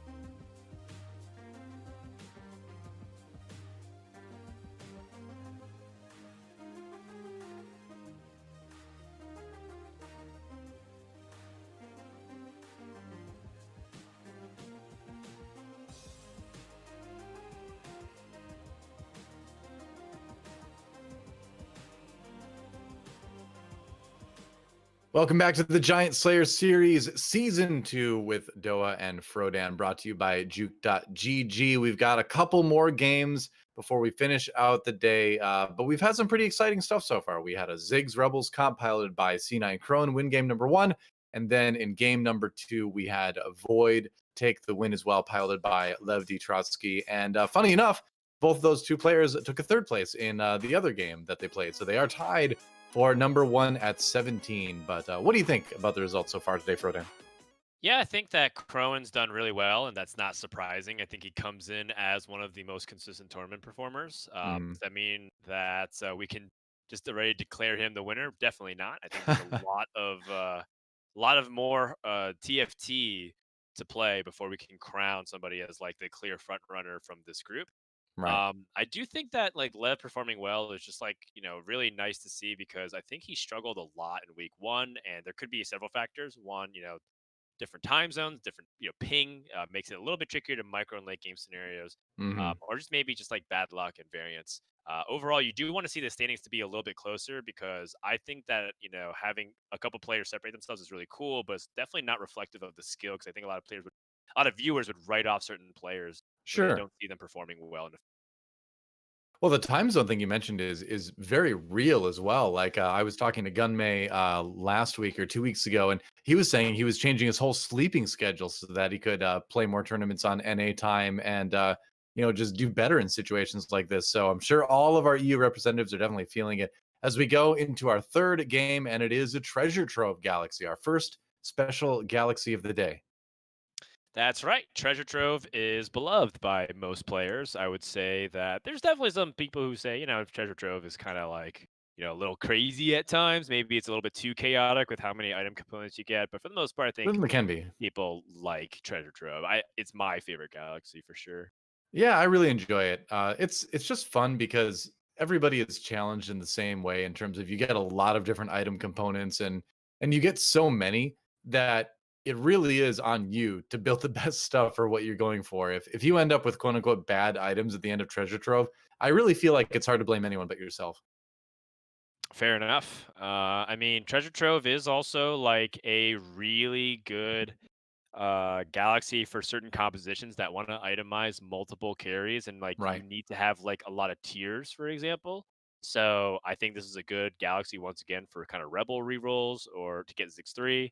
I think it's great for Void Brawler because you get so many item components. Chances are you're going to be able to get the good Vel'Koz items. Um, Yeah. I and think yeah, it's so I was gonna say I think it's even one of the few galaxies out there you can even play Star Guardian Sorcerer on. I know. Nobody plays that comp, but this is one of the galaxies where if you really want to, like me, you can do it. It's not that bad. Star Guardian Sorcerers. Now You that's a gotta name be I haven't good heard in a though. long time. Yeah, Uh, we'll see how Sorks work out. I've seen some Riven Sork builds in on the PBE, but we'll see. But anyway, if you wanna play Star Guardian Sorks, this galaxy is the place to do it. Yeah.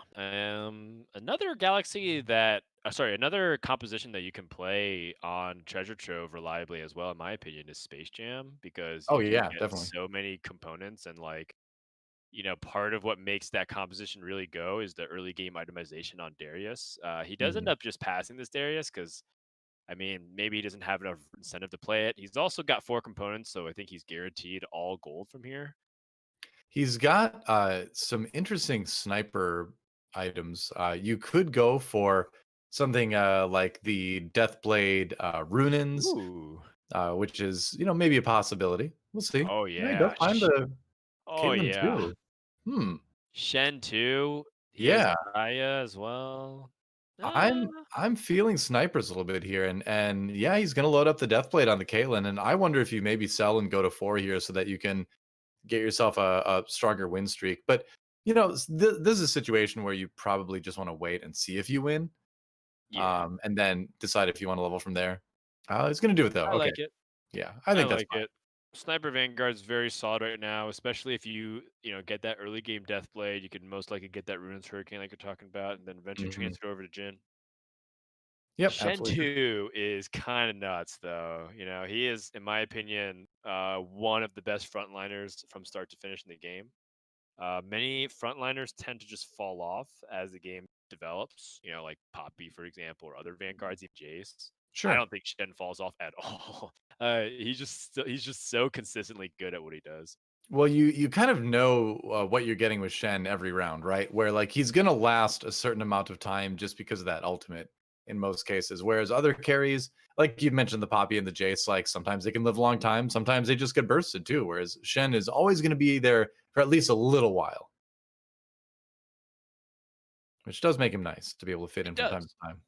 It does make it nice. And, Shen is like he's also just incidentally like a really good counter to certain things. Like if you can get Shen to, gang up on not Vel'Koz, on Kha'Zix and Mhm. intercept them, none of that damage that he does with like crits will hit him because he's dodging a lot of times early in the very early parts of the battle. Yeah. He also like kind of invalidates that early shredder snowballing because he gets that dodge chance against Zaya's attacks. Just very solid overall. Yep. Totally true. One of the cool things about running Sniper Vanguard on Treasure Trove specifically is that it allows you to itemize the Jace later on more than you might otherwise. We did see Sniper Vanguard builds in the past that focused on Jace 3 and itemizing Jace, sometimes even more than the Jin. But this is one of those galaxies where you can just kind of have the best of everything, right? You can itemize your snipers, but then you can also itemize your front line a lot more. Totally. This is definitely an interesting position as well. Does if Lev wants to if he wants to keep his win streak and pre-level, or if he wants to make gold. And I think a lot of people choose to level in this position. Or Yeah, not I think that's level. Well, actually, he pretty could level. level. What do you think about just straight up leveling here? I don't know if you really need to per se. It's interesting, but that does seem like a lot of gold to commit, right? I don't know. Totally is, and and it seems like he doesn't need it. So in the end, it works out okay. I guess this is based off a bunch of information. Like one, he scouted the lobby and saw what people are doing, so he feels very confident in it. Sure. Um, But definitely, like, sometimes every blue once in a blue moon, I think those kinds of plays are worth thinking about. I obviously, in hindsight, Lev was 100% in the right to just not do that, but sometimes the situation does call for it.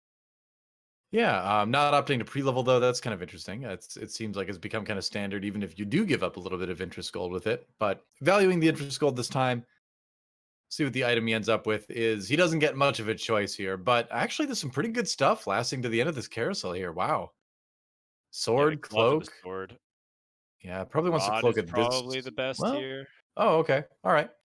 I was wondering if maybe cloak would be it to work towards a runins, but he grabs the rod instead. Yeah, I think it's too expensive.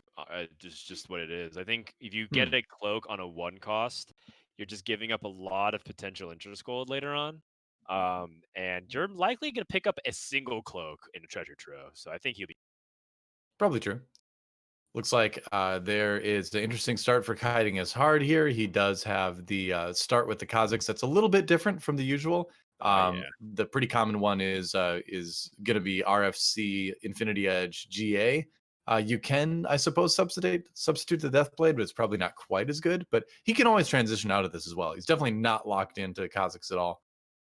Right. Void Brawler is, a candidate for the comp that he chooses, but he Yeah. also holds that Mordekaiser, right? So he could go for sniper vanguards as well.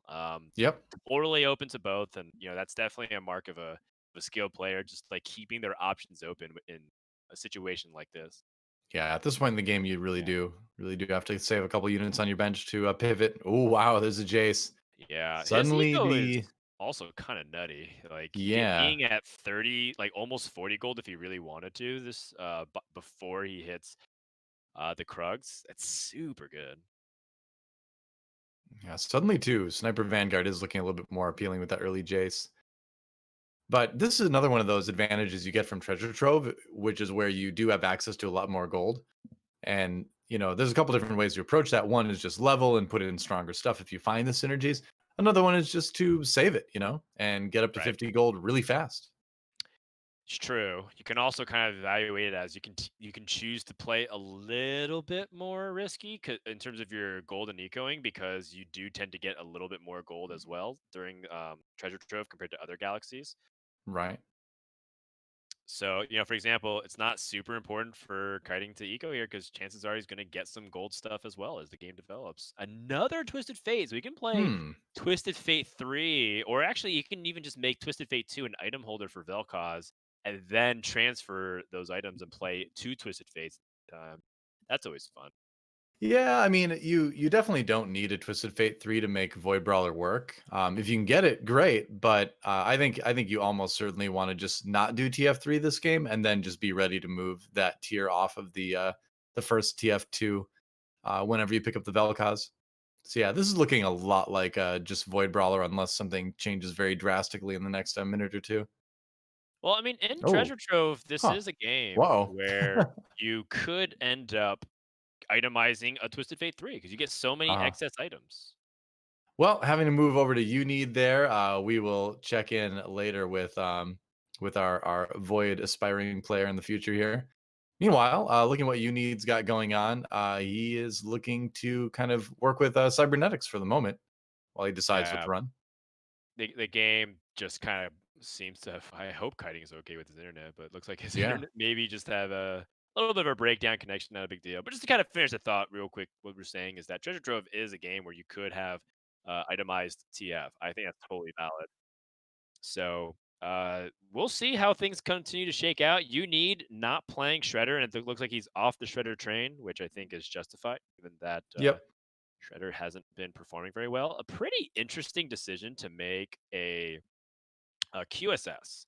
Um, and I'm not sure if I necessarily even agree with that, just because I think early game QSS doesn't really do too much versus you get the chance of potentially just like jamming Thief's Gloves, which has a lot of application in the early game and even in the late Yeah. game. No, So I agree. And one of the other things to consider too is if you're building this to move onto one of your carries, what carries in this composition really benefit a lot from the cloak?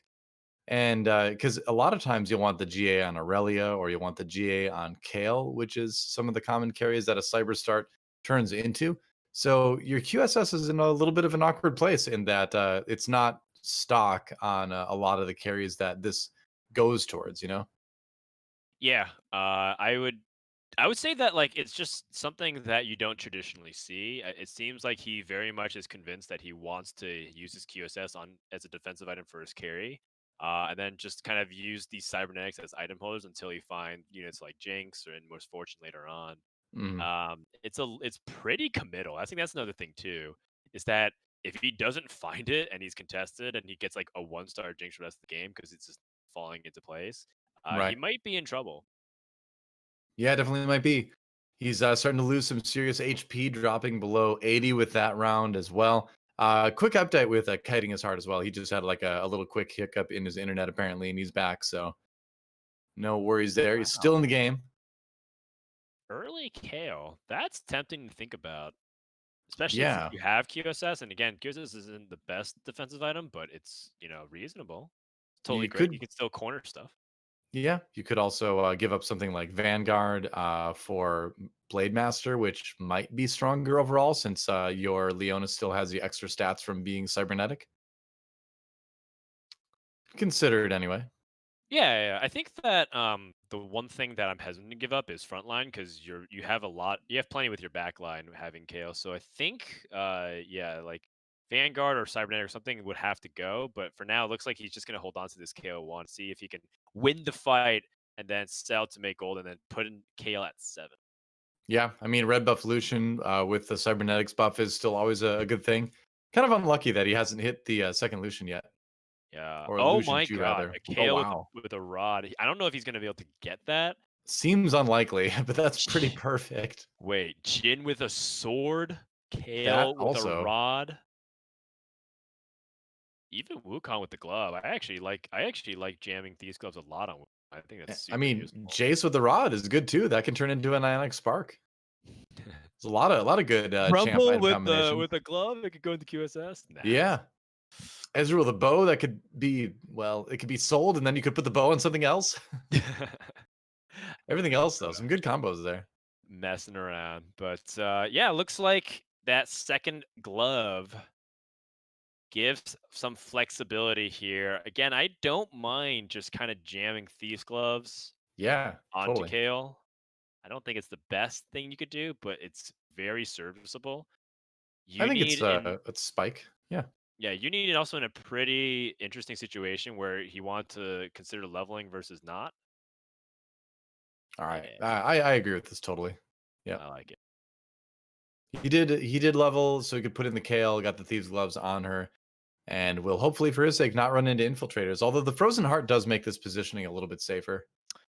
Yeah, and I would say that this was a wise decision because he kind of has now like put his stamp on like where he's going to have for direction he can build into it. If he Right. was going to like lose a little bit more, he would still not necessarily be committing to something. And if he did end up playing Kale anyways, then he took a lot of HP just to do something he was going to do anyway. Yeah. So ended up taking a big chunk out of Khroen, who's down in seventh place now, going for another Rebels composition. So we'll have to see if he can bring it back up. Does find the Rumble too.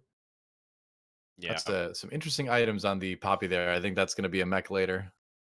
Yeah, Crvor absolutely going for it. There Oh might yeah, be a little bit of saltiness because these two French players and Crvor was knocking out Unity in the first game, and obviously I'm sure they're friends. I don't know too much sure. about any kind of personal things, but it seems like generally the French community bands together and help each. I mean, the French esports community is one of the strongest and oldest in the world. Really, they've had a lot of success, Oh across a yeah, lot of games. oh yeah. Yep, League of Legends jumps to mind. A lot of Le- strong French representation. And when I was in France in 2015, casting the World Championship, like the French crowds were just crazy. Like, and I mean that in a good way. They were so hype. It was a lot of fun. it's totally. Yeah, you mentioned StarCraft. There's a lot of passionate StarCraft fans back in the day, and Oh probably yeah. still around, and Well, they were some of the Stefano, best one of the audience. best non-Korean StarCraft two players ever from France. So taking a looking at the texture, we do have a Kale composition with double Rage Blade. Well, Get out of here, Sonny. That's crazy. that All right. works. Did he get the kale off the carousel? I can't remember. I think he might have, yes. He may have. Usually do need a little bit of extra help to get the kale with the double rage blade like that. Whoa, that's a lot of items. What do we got? We got a GA opportunity, QSS, Infinity Edge, Red Buff, Zeeks. There's a lot of stuff you can build out of this. Yeah, so it kind of comes down to what item or what carries he finds. I think GA is the most universally good. Infinity Edge is great if he wants to start itemizing Irelia. Right. He already has a red buff, which so he doesn't need another one. You could also just talk me into just jamming Zephyr, people. Yeah. I think the Zephyr's good here. Oh, he's gonna go Infinity Edge. Yeah, I think he's paving All the way for right. Irelia. Yeah, seems that way. He does have the extra Fiora as well once he finds the Aurelia, so he doesn't need to drop that cybernetic synergy. Or at least can Right. put it together easier and then maybe work towards six cyber. It's a Oh, battle of wow, that the show up was Kales. so sick. What the heck? Hitting every tangent possible. Well, in the end, Kale's pretty strong. Not strong enough. Not that Kale anyway. The other Kale's strong. So, um, looking at Lev D's board right now, and he's going for something a little bit interesting. A little bit of a brawler sniper action with Chrono as well. We're going to swap over to Unid's perspective. No, we still are there. We're going to swap over to somebody else's perspective. Sunny Lou is who we're going to look at next, who is currently in third place right now. And going for, I believe, his own Kale composition, if I remember right. Yep, he is a double Rage Blade player. Oh, wow. His entire army is one cost, or one stars rather. One cost. That is Uh, a that's one something that cost. you I was don't like, really what is it, set see. two? Yeah. That's right. It's something you don't actually see very often to be playing these many one stars and not having two stars. So I Mhm. expect Sunny with a bench full of pairs. If he doesn't hit, he's going to start plummeting down the ranks. His HP is going to start bleeding out massively here. Yep. That is one of the struggles, and we know there's multiple other Kale players in the lobby, so it might be difficult to find that Kale two. Here we Finds go. another one, but he needs more. Roll down. You gotta roll down, yeah. It's no choice at this point. Okay. Oh, that's real too. S2 is not great, but it's okay. Ooh, a Something. misfortune. Larger cone. Do Ah, you need it? I don't. I feel like it's better to go for that larger cone, but looks like he's gonna go ahead and sell it because just can't really feel like he doesn't feel like he can afford it. Yeah, I think at this point he needs those 2-star upgrades over the MF buff. See how he does in this round, though. His misfortune is relatively untouched, but as soon as Zigzbomb comes in, things will change. Oh man, those Yeah. stuns. Oh, I. Crone's Oh. online. Oh wow. Or oh, Oh. oh wow, that was close. Yeah, a little bit of unfortunate fight RNG there for Khroen. The drop dagger from the Kale ends up really saving Sunny. And, I kind of was thinking, like, should we still be putting Kale that close, especially when there's, like, rebel compositions that can blast and one-shot her? But it ends up paying off. So Sunny was able to find a really important win there. Well, it's because of things like that Ziggs comp becoming popular that GA has, rised in popularity as a defensive item because, yeah, his Kale would have been one shot if he had not had the GA on there and that won him the round. Totally. What is So he what's able to the grab here? itemization? He has another a glove already on Irelia. I think he wanted another glove. Right now, he might just end up picking up like the bow for Last Whisper. Okay, ends up picking up the rod. Mhm. That's fine too. Well, he also picks up the Echo, which we know Unid was trending towards cybernetics a little bit. So missing out on an Echo if he doesn't find one of his own might be a little bit traumatic for him. Yeah, it's also expensive, so he gets like the 5 gold, and he feels like he might have to recover his eco. Another Wukong, another misfortune. So he's holding a lot of critical pairs on his bench: Irelia, Kale, Misfortune, and Wukong. All of Yeah. them at 1 star. All of them a pair on the bench here. Oh, update as well. I just checked Unid's stream, and he did find the Echo. So he's on 6 cyber now, and he just tossed the Thieves' Gloves on the Echo too, which is pretty strong. Or Echo 2 as an Echo also, not a 2-star Echo. Echo, comma, TOO. Right. All right, Or Nature's without the with comma, I don't know. Nature's with the Twisted Fate 3 and the Kha'Zix 3 playing the Void Brawler build. And it looks like he's online, but I gotta say this Kale one is still doing so much damage. It's actually kind of absurd how he's able to hold things together. Good positioning from Sunny to really help piece things and really like hold it down while he's still searching for his Yeah. 2 stars. That's the thing is that if you run into that Void Brawler player and they don't hit you with the Vel'Koz ult, the first Vel'Koz ult, that Kale is going to just tear apart their team. And I suppose if the he had a good positioning against the Kha'Zix too. Right. That's Kha'Zix partially also, that is. why he's positioned it in the way he has. Yeah, and that seems like kind of just standard good Kale positioning these days. Have her on one of the sides, a little bit up. And the funny thing is, even Void Brawler players have started moving their Vel'Kozes back up to the side again because infiltrators have been strong Right. with other Void builds. Oh my. This Kale's again protected. This Kaisa is not able to stun her. Now Kale's reached basically full attack speed. Disgusting. Wow. I can't believe how much mileage Sunny is getting out of the one cost, the one There, star this Kale. is a This is really impressive. textbook case for why Kale is being removed in the mid set patch because she's just too strong. She's just too strong of a hero. I mean, I like seeing that because when I play 1 star Kale, I just die a lot, and I was kind of predicting Sunny to drop off if he's not able to find his 2 stars, and it just seems like Mhm. his good positioning and like understanding of his itemization and what he needs to be doing is working out beautifully for him so far. That's definitely part of it. It's not just getting the items and getting the champion. And any like lower level player on the ladder will know that if they've gotten a Kale like that and they still lose, they're like, "Well, I thought this was good. I saw it worked really well in Giant Slayer series." And the reason is because like Frodan said, there is more that goes into it. Positioning the items on the other carries, scouting, of course. But if you're a pro player like this and you have that Kale, you are going to be able to put it to such good use. Ooh.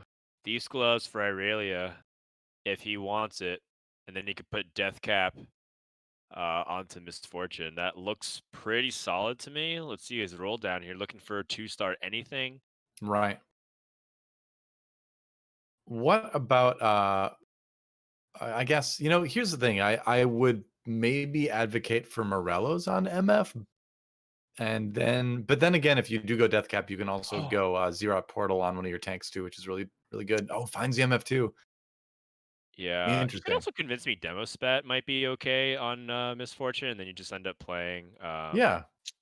You might end up playing like Gangplank instead. I don't think so because that's just like a little bit too expensive. That sounds cool in theory, but it's just gonna go ahead and hold on to it. And Yeah. yeah, I think the fact that he found This worked. Misfortune 2 before he found KO 2 is just pretty hilarious to me. Well, Kale is just so Jeez, contested. Look at this Jin Zhao what though. is He's this 1-star KO? Exodia Jin Zhao. These are the What? perfect items. He can't die. Oh, he lived through the He's MFL the twice. one. He is the one. That's right. He's The sp- beginning to believe. He's like, there is no spoon. He's just bending the lobby to his will. Wow. Wow. Nerf Jin Zhao. Tweet at more Jin Zhao OP. Please nerf. Well, I 9x. mean, it brings us back to it's full circle, right? The beginning of the set, people were talking about Yeah. how powerful 3-star celestial protectors were, and when you had Shins out with specifically those items like Bramble Vest, Dragon's Claw, Yeah. um, Warmogs. Warmogs, Titan's Resolve, any kind of variation thereof, like Shinzao was unkillable. And Void Right. Brawler does actually give Shinzao a lot of trouble, but not a 1-star KO. Yep. Warmogs is a negotiable item, but yeah, it's insane. A Kale 2 would have beaten that, by the way. I'm pretty I believe sure. it. Yeah. Oh, jeez. Wow. All right. Khroen fighting for his life here. Getting a little bit lower, and it looks like that Ziggs comp's starting to come together a little bit better now. Yeah, and he's got like funny like mech like items for his rumble, but it's gonna That's be going on to interesting. Gangplank the moment he finds it. Ooh, wow, Wukong too. Huge. That's a really nice pickup too. Absolutely huge. Not Yeah. only of course for Wukong stat buff, but Zerot portal now gets better. There's just a lot of reasons why that was important. Yep, for sure. All right. So he's looking at all the other Kale 2s on the other boards. There's not one there. That is you need with the 6 cyber comp. Oh, the Blitzcrank with Uh, the Zephyr as well. That's gonna be an annoying thing to deal with. right. And he's positioning KO where he knows is guaranteed to be safe. Sees another KO player. Lev has transitioned into it. He's playing the Korean Jin comp, and Sort that of. Jin is scary. Yeah, he's got Oh. some interesting stuff in there because he's not running demo. He's running a Kale along with the Jin as well, and we've seen that a couple times today actually as an Yeah, alternative to a demo. I like it. Yeah, it's neat. And I mean, if you come across the Kales while you're going through the sniper comp, why not? It's going to make you stronger, and it's going to hurt the other people that are relying on only Kale, like Sunny Lou here. Right. Seraphs looks really good. If you can't get Seraphs, you can go for QSS. Oh yeah, So Sunny absolutely. Lou, gonna slap that onto his misfortune too. Let's go ahead and hop onto a different perspective here in just a moment. Here, Sunny trying to see if he can wrap up his Kale game here with at least a win in stage 5. If he loses out, he legitimately has a chance of not even seeing what Kane is holding. And on Treasure Trove, you really want to survive to Kane because Kane is Oh like a yeah, massive power boost for every composition. I've seen some pretty scary Kane item sets where it's like, oh, I don't need any of this, but usually it is pretty good. Oh, okay, yeah, I don't mind the definitely don't Ah, mind the Zeeks there. this is so cool. So Agon's Oh, playing the Caitlyn 3 interesting. carry Celestial comp. It's Yeah, kind of obscure. No one really likes to play this comp very much, and it's completely dependent on the state of the lobby. For example, if no one happens to be going Void Brawler, this comp is actually pretty nutty. I mean, But when this comp sort of like started showing up on like Reddit guides and stuff, there were conversations where people were kind of calling it a joke and stuff. And it's not the strongest comp, but it's definitely an interesting tool to have in your pocket for oh, Agon to pull out right now. yeah, and Agon has the Shinzao. That's hard to kill, but he's keeps getting No, stunned by the Ziggs, and from downtown. Jinx with her buff does end up cutting through that with Last Whisper. So this is bad news here for Agon. This is looking like he might be bottom 4. Yep, certainly seems that way. Crvor out in 7th, so an 8th and eighth in the last game, a 7th this time. Crvor having a much harder day today than he did in week number 1. Kiting is hard. Also goes out in 8th this game. People are starting to drop, and some surprising names dropping out fast. Yeah, it's very surprising. You can see Agon, he got seventh last game, holding hands in bottom two with Crvor having that mech build, but trying to see if he can avoid elimination. This is one more round he needs to survive, as long as it's not a bad loss. Yeah, true Okay, enough. His Kate didn't survive the Zephyr.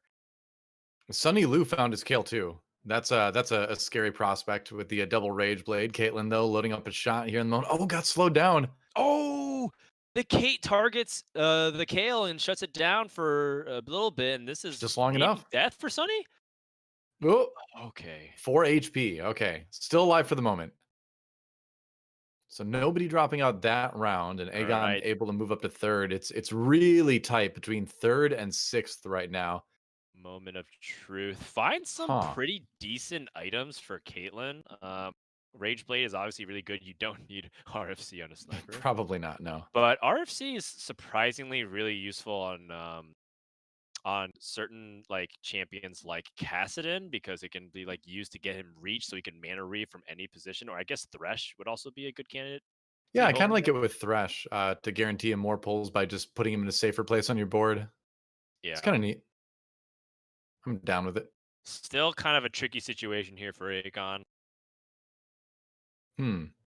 What We is he didn't even even gonna mention too roll that for? Aegon has a force of nature, so he's actually able to have 8 in at level 7, which has been able to help him get a little bit more liberal with his rolling and find those 3 stars. Oh, Cassidon. Needs to find Gotta find another the Cassidon. Cassidon. Yeah. Rage Blade on Kate. Does he want to move back the Thresh? I like these items on Thresh. Yeah, Yeah. that is cool. You're a little bit worried about infiltrators, maybe. Yeah, he moves over the side. I was like, right in the middle. That's bold. But are there really any Wait, more infiltrators in the Infiltrator lobby? Illusion! Oh no! What is happening? He jumps into the fray and he's Yeah, pocketing. I can't believe it. No one's touching Lucian. it's great because it's kind of like he jumps in and then he's like, "Oh no, what have I done?" And he dashes away What? immediately. That Uh, makes no sense, but that's so awesome. Okay, Shinzao, you know what you need to do. 1v7, no problem.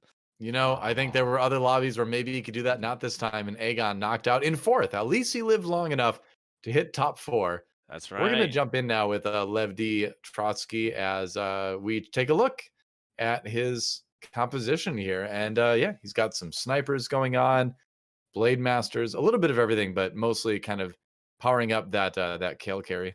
Good items on Jin Yeah. though as well. This is kind of like one of those quote unquote good stuff comps.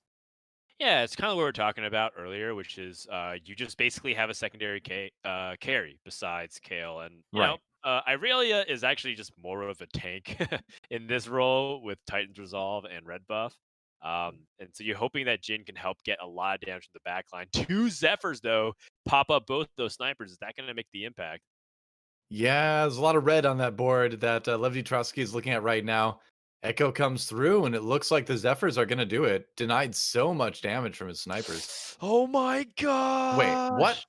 Wait, but the No. Fiora stuns, and then the Oh! Fiora wakes up. The Not enough damage. GA. Not Oh enough. my goodness. All right. So That's Kale's not going to be gone in okay. a couple days, guys. Don't worry. 16,000 damage. You gotta be Wow. kidding me, dog. I mean, that, well, it's DoA actually, but you were close. You gotta be kidding me, DoA. Oh It's nothing my on my goodness. 200,000 damage Jin rounds. Yeah. I don't know. I think people accept that a lot more than Kale's damage, because Kale's like meaningful. She's not gonna overkill anybody Right. She's except for the just very final swinging. hit. Yeah. Jin's I like going it. to definitely overkill. Oh, looks like he positioned Jin a little bit further up and immediately gets targeted by the Aurelia. That's one carry down. Now Yeah. it's just up to Kale. Sorelli is going to And be tough to stop, but at the same time, if she doesn't get on the Kale really fast. oh, Oh, GA that popped. Echo popped the GA. That Yep. was huge. Hmm. This is interesting. So we do have this comp, the good stuff, very Kale reliant, going up against you need with cybernetics, and Right. it'd be really interesting to see cybernetics win a lobby. That's a comp that it's always one of those comps that's out there and it's good, but you don't hear people talk a lot about it because it's difficult to put together. Sometimes because Oh it's tough to boy. find the echo, and there's just a lot of other strong comps. But we True. may really see a cybernetics comp win the game. True. And cybernetics is just it's a very reasonable overall, well balanced composition. This Lucian too with infiltrator claw is still hilarious to me. I can't believe that's actually happening. But I what's love it. scary is that Lev now has that at Lulu too, and if he's not gonna, he's gonna try to snipe the Lulu last second. He's just going based off blind faith. Seems like it. It's like, So what? tough to Where is target it? that sometimes. Oh, 50-50. Finds. Oh, Hey, he well, it doesn't gets the get it. Ash. And now Yeah. he's gonna go ahead and Ceres his Lulu. That's huge. Now Lulu with the Shojin can cast again. Yep. That's a lot of Lulu Waltz coming through for Lev D in favor of him. And that his Kale is wrecking everybody. Yeah, and somehow I really Or keeps dodging the Lulu, so he's not gonna die here. But or actually, the health totals were reversed, so he doesn't take as much damage. right. Ooh, Thresh too. That's kind of nice. That's that's really big.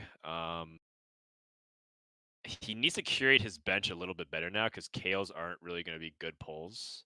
Hmm. Yeah, you're not. This is not a Kale 3 game. I think you can probably give up on that dream. Because you've got maybe like what 2 rounds left, maybe 3 if it's like 1-1. So with 12 gold, you're not gonna find the Kale 3, but he does maybe not mind so much having the Kale pulled in. I agree with you. I think it's better to prioritize the Lulu and the MF and stuff like that because this Kale, yeah, just doesn't really do a whole lot because it takes time to get going in the first place. And now his Thresh just doesn't pull in any of the useful stuff. He's gonna win round anyway, so I guess it didn't matter. Yep. Oh, So 3 every HP. everything looks pretty good here for you. Need one last chance for some kind of impactful item, protector chest. It's a chain vest. Yay. Oh my goodness. Uh, the Shroud of Stillness is potentially massive here Oh yeah. that Lev got. Yeah, if he can get that in the right spot, he might be able to win this game yet. Still But we kind of will see. surprised that we've been rocking this this Zaya one for so long, but the Celestial and the Blade Master buffs are like kind of important. Hmm.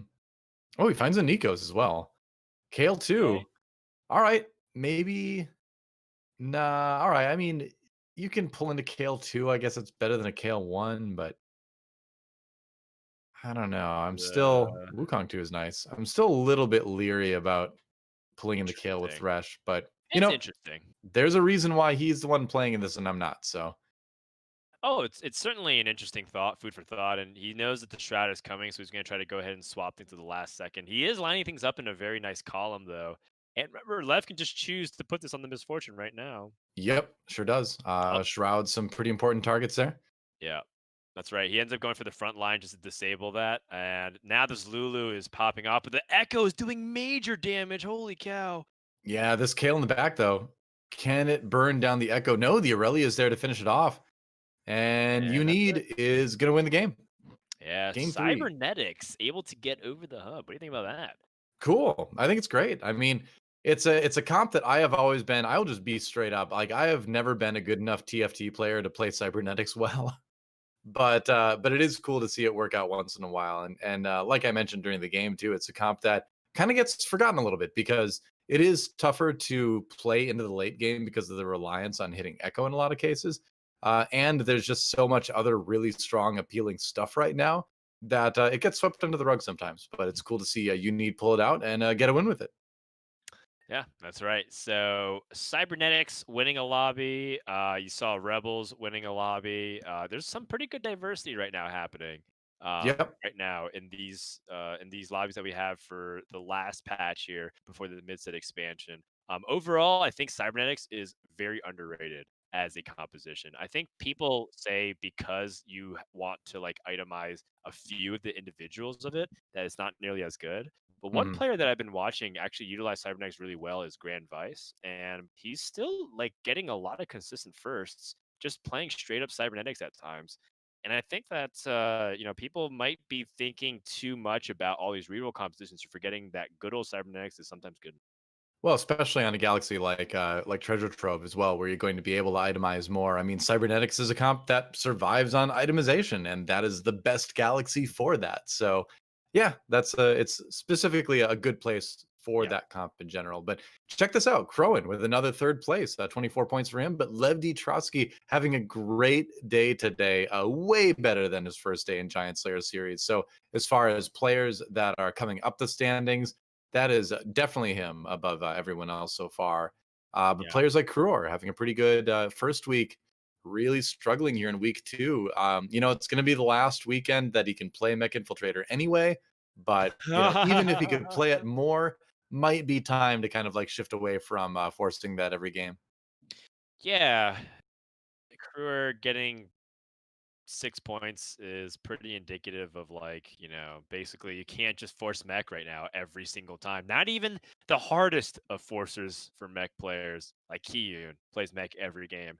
To Yeah, just say I'm only gonna play this no matter what is opening yourself up to a lot of risk right now. It's because in the past it used to be a viable thing. And in fact, I believe that's what helped Career advance to qualifiers because he just played mech it and he did was. Yeah. very well. But you can't just rely upon that on this patch. Career looks like right now to be falling really far behind everybody else. And again, we're taking week to week standings, and I think it just might be a strategy choice here. It's not really that he's playing poorly. It could be just that overall, right now, he's not choosing the right guns to bring to the fight. Right. When I talked with him, when he was on my show the other day, he was saying that he just really felt a little bit more uncomfortable in the recent patches with the changes in the meta and all that, and saw mech as a way to just focus on something that he felt he could force every game and excel at, and just kind of like ride that out until the mid set patch comes through. And so you're right that I think it very much is a strategic choice by him to say, I know there's other comps out there. I could be playing those, but I'm just going to choose this because then I can focus and hopefully have good results with it. And it worked in week one. So who's to really criticize that too much? Not working out this time, but we'll see. There's still one more game to go, and we're going to be jumping into it with a Unid, and it is a Galactic Armory. All right, Oh no. that is Here that we is go. awesome, and I believe it's the first one we've seen in Giant Slayer series. Galactic Armory is pretty controversial as a galaxy for a lot of players because some people don't like the fact that you get these items and everyone else does, and therefore you feel like you're shoehorned into a certain build. However, I you do totally have. disagree with that, but continue.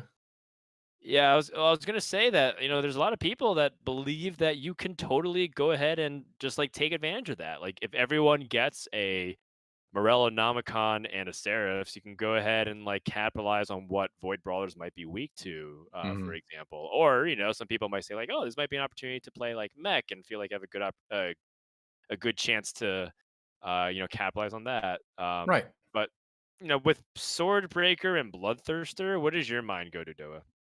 My mind when I play Galactic Armory is always the same thing, which is these are free items that do not need to impact my plan in the slightest. I view Galactic Armory as a normal galaxy where I just have like two random things to throw on somebody. And sometimes it fits in with my comp and sometimes it doesn't. But I think the worst thing you can do is look at the items you get from this and be like, oh, I'm playing this comp because I got these items.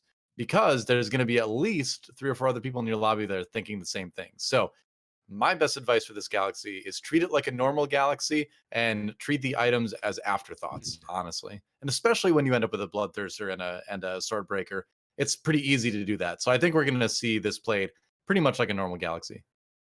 Yeah, these are pretty like tame items, all things considering. It's when Yeah. it starts to become rather like egregious with certain items that like everybody wants to play on specific units.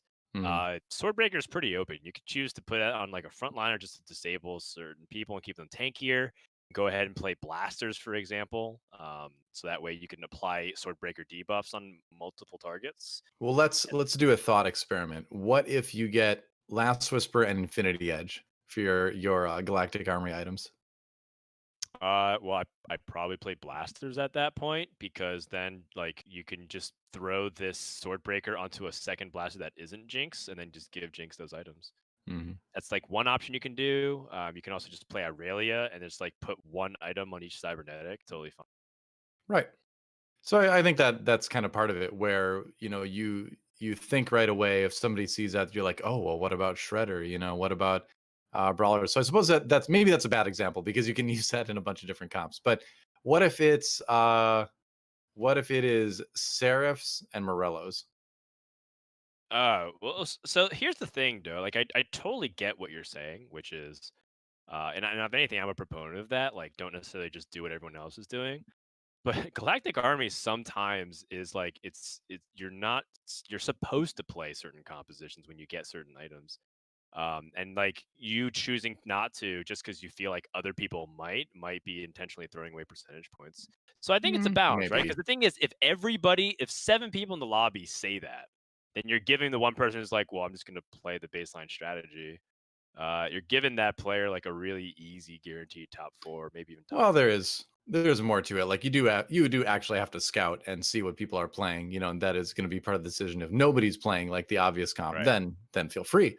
Sure. But I like to think, well, how can I use these items creatively, in other comps, and not necessarily be sort of beholden to playing whatever seems best with it. Sure.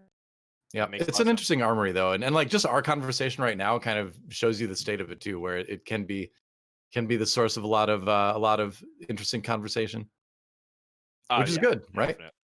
Yeah, I think that I don't hate this galaxy nearly as much as what other people who are very outspoken about it might say. I think Yeah, it's same. totally fine.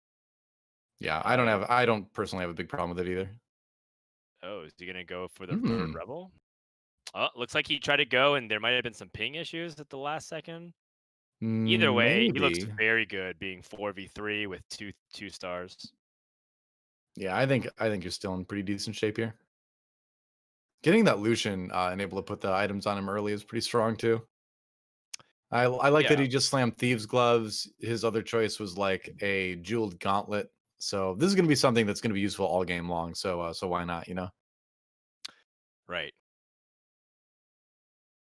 So, when you look at how everyone else is kind of playing right now, it seems like it's pretty straightforward. There people who play Void Brawler might be looking at Bloodthirster as just like a replacement item for Infinity Edge, for example, for some Kha'Zix builds. People who might be playing like Jin based compositions might play it there for a little bit as well, since Jin tends to overkill, so it like makes a little bit less emphasis on having Celestials being super crucial for Jin if he's able to just get like crit shots on it. But Yeah, it's yeah, possible. definitely more interesting to see where it ends up leading towards because these items don't seem too powerful on their own. Yeah, and I think actually Rebels is probably a good direction to go in general for Galactic Armory because you're usually going to have somebody on your team that can use it. So I think these are just fine, sitting on Master Yi, and if he never moves them off on anyone else, if he just plays Rebels and sticks with that, that's probably okay. Yeah, I mean, wow. The fact that this Fiora keeps getting pinned down by the disarm is actually kind of hilarious to me. And Yep. you need getting some really good fight RNG there to help him get that win. And now he is one of 3 people undefeated. If you are getting a taste of her own medicine, always makes me happy. Oh yeah. It's like, oh, well, now you can't do damage to me. All right, what's going to be on the carousel? So the biggest problem with going for Rebels in this situation is that he doesn't have any items that traditionally fit on it except for Thief's gloves. So if I am unique, I might pick up like whatever is best for the late game outcome. So either another rod or a tier. In this case, he probably wants Guardian Angel if he really wants to commit to Rebels later on, though. Yeah, seems reasonable. We're going to swap over to another view. We're going to see what Natures is up to. Haven't been able to watch him for a while here, and he's had some, up and down results today. It's been a little bit on the rough side. It seems like Natures has kind of struggled to break top four in certain scenarios because I think he got fifth a couple of games, and Mm. that's just. It feels like he also was in a pretty good position to land top four, and then all of a sudden things started spiraling, and then he took really big damage and then ended in fifth. It That hurts to be happens from like, time to time, yeah, but you really gotta make sure that you tighten up those late game scenarios so that you can minimize the amount of damage. It feels like Nature does such a good job preserving, and then all of a sudden it just like deletes in like a few couple battles that goes wrong. yeah. I like this use of the sword breaker on the Ari. Looks like he's going to probably lose this round anyway. Sunny Lou Yeah, rather is going to lose the round, but Ari is actually a surprisingly good item carrier for non AP items because she has a fairly fast attack speed and a fairly decent range. So you can put those to use a bit better on on her than some other sorcerers.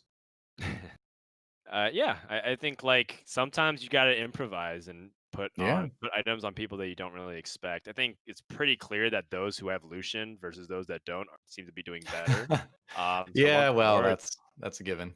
once more, it's like basically you shouldn't avoid playing like what's good. It seems like people will be hanging on to Lucians for a while just because when you get these kinds of items like Bloodthirster and Swordbreaker, kind of that direction. Yeah, you could be putting them on like a Kha'Zix or something as well, or even honestly, like we saw the Master Yi. But Lucian, I think, no matter what items you put on him, he's generally going to be one of the strongest heroes in the game right now. Until Kog'Maw shows up this week. Kog'Maw is really strong. Yeah, Kog'Maw's getting nerfs. Battlecast in general Yep. seems to be kind of a little yo-yo effect. It's kind of like, okay, this week we'll buff it, next week we'll nerf it. It seems like a really tricky spot right now. Oh my god, this Lucian is disarmed by the Oh. other Lucian. He can't attack. Oh no, this he's just gonna stand Cool. there and accept his fate. He's like, fine, So you true. got me. It's like a quick draw competition with two Lucians, a Swordbreaker. Like whoever hits the Right. other one first. I mean, a one-star Lucian can beat a two-star Lucian with Swordbreaker Yeah. very easily, as you can see. So, I still think uh, Swordbreaker is maybe one of the most underutilized items in the set, in the game right now, actually, just because when it works, it is very noticeable. yeah, when Swordbreaker is effective, it's like battle winning. Like I can't tell you how many times where like in the past I had like a random Swordbreaker and then like it just applied back when Shaco was like absolutely nutty Hmm. and way too strong. It would just like randomly disarm Shaco and then like I'd win the fight because of that. Right. Uh, so I've had moments like that. I've had people do that to like my Misfortune, and Misfortune can't cast, and or she can't attack, so she doesn't get mana, and then just like ends up sucking. Or your Jin just stands there being sad. Yeah, Right. although some people out there remember the good old Sivir days with the Yeah. Swordbreaker, where she I would mean, just be disarming the entire enemy team the entire fight. oh yeah, that was silly. There's definitely an interesting food for thought where like maybe if Swordbreaker's so common, you don't play too many damage carry compositions. The way that you could totally circumnavigate that and like play Yeah, around it is to play like cast ability based compositions. Things like Ziggs would be really good. I mean, maybe it's one of those situations where you just end up going for like sorcerers, even. That's like one of those things to think about for sure. yeah, and yeah, I don't think sorcerers are like totally unplayable right now. I think there's some good like six sorcerer builds out there, and on certain galaxies, in certain when the stars align, basically you can play Star Guardians, but it's not unheard of, and you do raise a good point that if you play a comp that doesn't really need to land attacks that much to win, then you do have an edge over a lobby where everybody is using sword breakers. That said, if your comp is just weak, it's not going to matter. But I think there's more opportunity to do that here than in other occasions. Yep. So with that, we reach the very pivotal stage 3-2. This is where I think a lot of people start to differ in ideology. We have a bunch of people who level, for example, but the question is, do you roll or not? You can also see Nature's doesn't feel confident in his eco state to go ahead and level because that would bring him down to the low 20s, and that might be just too far behind.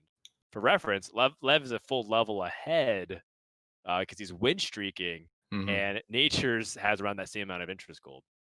Yeah, I suppose if you think about nature's perspective, he's still above 80 HP. He might drop slightly below it after this fight, but yeah, it's down to 77. But your HP isn't the worst. Usually if you're above 70 coming out of Terror Bursters, you feel like you've properly survived round number 2. But after this point in the game, when people hit that power spike, when round 3 starts, you start to get a little bit concerned for sure. If you're in nature's position, you could drop a lot.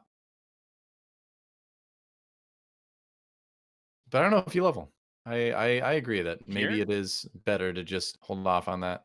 yeah, he's not win streaking. If anything, he's kind of just doing the very unfortunate thing of win loss. So I think in Yeah. this situation where you're kind of stuck in limbo, you just slow level. He's probably going to go to level 6 at after the carousel. And then hopefully his positioning carousel is good enough to land something that he wants. Because right now, kind of like we're talking about, he doesn't really have a lot of direction. He's just playing Lucian 2 with cybernetics, like Hmm. reasonably good stuff, but nothing super impressive. So him being middle of the pack feels very appropriate relative to what we see on board. Yeah, this is kind of that situation where you play good units with the items that you get in Galactic Armory, and then you're sort of like, all right, where do I go from here? And you get a little bit trapped between comps sometimes, Yep. which feels like where nature is at. Yep. But Ooh. after Carousel's a chance to get out of it, grabs the bow, Okay. and that does allow him to build a last whisper. So, so he's got good item combinations. He just needs to build a comp that can utilize it right now. You know? Yeah, it looks like he's identified that he probably wants to start leaning towards Kale. I think Rageblade might be better than the Last Whisper, but if he Oh could, yeah, if he yeah, needs Last Whisper, he could totally just use Last Whisper, Bloodthirster, and Infinity Edge, and that's yeah. like I a didn't full see he item had a draw rod I on the release. Leona. Yeah. All Yeah. right. On Look at board with this. Crvor now. Ride or die. Yep. This will be either You way. gotta This will be the respect it. last game of Mech Infiltrator he'll play in this tournament. Okay. So make it count, Crvor. I guess he finds the fizz, Oh, so all now he right. can go ahead and transition to the mech. Yeah, I don't know if you swapped just yet without a rumble too. That's kind of what he's mulling over right now. It is a little bit a little bit risky rather to switch into that mech and have it all 1 star, you know? Yeah, I like it because it would have given gold eco, but I totally understand that you feel like it's a pretty significant power drop because they're all 1 stars. So Yeah. totally reasonable. I personally, I guess I'm greedy. I like going for the extra interest gold. He's got a bunch of duos too, so or a bunch of pairs as well. So you'd think hopefully he'll be able to find it at some point Yeah. in the near future. Otherwise, he's kind of dead. So hopefully he finds it. Uh, let's see. You can see he's thinking about it because you don't have the greatest items for the mech right now either. You don't have QSS. You've got the Bramble Vest, but that's about it. He elects to make the swap now. Where do you put Yep. these other items though? Do you build because the thing is an IE would be good, of course, on the Shaco, but at the same time, you want to save that gloves for QSS. So he's gonna probably just have to wait and hope for the best. Yeah. Oh no, gets Zephyred. Yeah, that's what you'd get for not having QSS, right? Yeah. And it's the mech is vulnerable to those kinds of strategies. I respect the tenacity of playing mech every single game. The determination is there. I think that this is a very difficult galaxy to do it on if you get those kinds of items because they don't translate well. At the same time, Mhm. maybe he just hasn't hit enough and it's fine. Like maybe the math kind of shows that it's totally fine to do something like that. But right now he is struggling. He's got only Yeah. two. He's only got stars. He's got Kaisa and Kazakhs, and those are the right now not the important ones. He has items on Shaco, and he doesn't even have a 2 star Shaco. Right. And I mean that's kind of the continuous problem with forcing a comp is that sometimes you just aren't going to hit the champions. You know, you either aren't going to hit the items, or you aren't going to hit the champions. So whenever you elect to sort of take this avenue, you Oh, can be like a really really good player with that comp. But if you don't hit a part of it, it doesn't matter. You know, a lot of good items there though. he's got such good items for a lot of different comps that isn't mech. Yeah. He's got like great Kale items. He's got great like sniper items. He's got great Irelia items. Got good Jinx items. None Yep. of these, like Yep. it's so subpar. Okay, I legitimately think you should consider Thieves gloving Kaisa and then moving on with your life. Yeah. I was actually about to say the same thing. I think you kind of have to at this point, don't you? Oh, jeez. You might go for the IE on Shaco just because he can still build the QSS. Oh, good. Put it on the. All right. Always risky to do that. Oh, he's dead. Oh no, he teleported. He's okay. But I think you should. Okay, so here's another idea that's really out there, Doe. But stay with me. What if he play double IE onto this mech? that can be really strong. I mean, you don't see a whole lot of Bramble Vests otherwise in the Right. lobby, so I don't mind that honestly. If you Yeah. don't have a mech that survives very long, at least have a mech that does damage before it goes down. You know. Right, because mech cleaves with their attacks, so you're Right. giving like every single attack, you're getting multiple chances to get the crit, and if you stack, I look, it's not great. I'm just saying we're not in exactly a position Hey, to bargain here as a mech you player. you have to do what the you have to work with the items that you get. And I wonder if maybe you build Hand of Justice on the mech. No, he's gonna go Shojins on the Okay, Kaisa. Okay, that's fair. sure. Shoujin's RFC on the okay. Kazakhs. You know that's can be semi useful sometimes. His mech is just getting absolutely wrecked though. He might win this round. Maybe Maybe that I don't Yi though. know. He's gotten like a lot of weak mech pilots, and when they pop out, they're not exactly strong. They don't have demolitionist stat. Right. So, oh, Oh, Master Yi. See, this is the Rumble spell actually won it for him there. The Rumble spell has yeah, the ability has a little bit of a Morello's-esque sort of quality to it, which yes. can be a bit of a counter to Master Yi.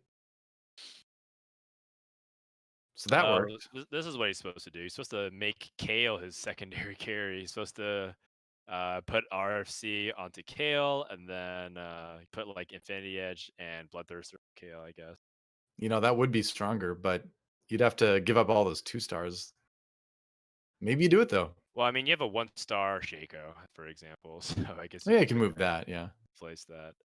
Either way, this is still looking pretty awkward for Crwer as he advances to stage 4-3, which most people power spike here. Yep. Definitely Kite, awkward. yeah, Kiting has a very expensive bench. Looks like Kiting is trying to transition to a Jin Kale comp. Could be. And Yeah. oh my god, this is gonna be so much damage if all these units survive. Yeah, they will. I Oh mean, no, the redemption popped and none of them died. Oh jeez. I mean, you That's just awful. don't have any of the utility stuff you need for mech. You don't have the QSS on the mech. You don't have the Morellos or the demo spat on the Kaisa. So, and those are really the items that let this comp exceed. You can't survive on damage alone, you know? Okay. Finally finds the QSS. Right. But I mean, QSS is only just the beginning of the issues that he has with his comp. Like he doesn't have like a way to protect that mech, and now Right. Probably too the little too damn late. well, I mean, yeah. So now that he has a QSS, the hard part is done, so to speak, like getting the right items onto the mech. But he lacks meaningful damage after that. So we'll see if he Yeah. ends up able to pull himself out of this bottom two here. Well, we are going to go and check the opposite side of the lobby. Going to jump on board with Kiting is hard to see what he is up to in his comp and going for interesting. So Vanguard blasters and something that you could transition into snipers as well. You already see he's picked up the Jin and the Ash. Right. So in the middle of a swap right now. Yeah, he's kind of playing like the brawler blaster concept, but instead of brawlers, he has vanguards, Right. and he can totally transition to snipers as well. Vanguard seems to be doing very well in the lobby, just theoretically as well, because people have like bloodthirster and they don't have, like other ways to cut through. And so armor really helps negate a lot of that bonus that Bloodthirster would give you.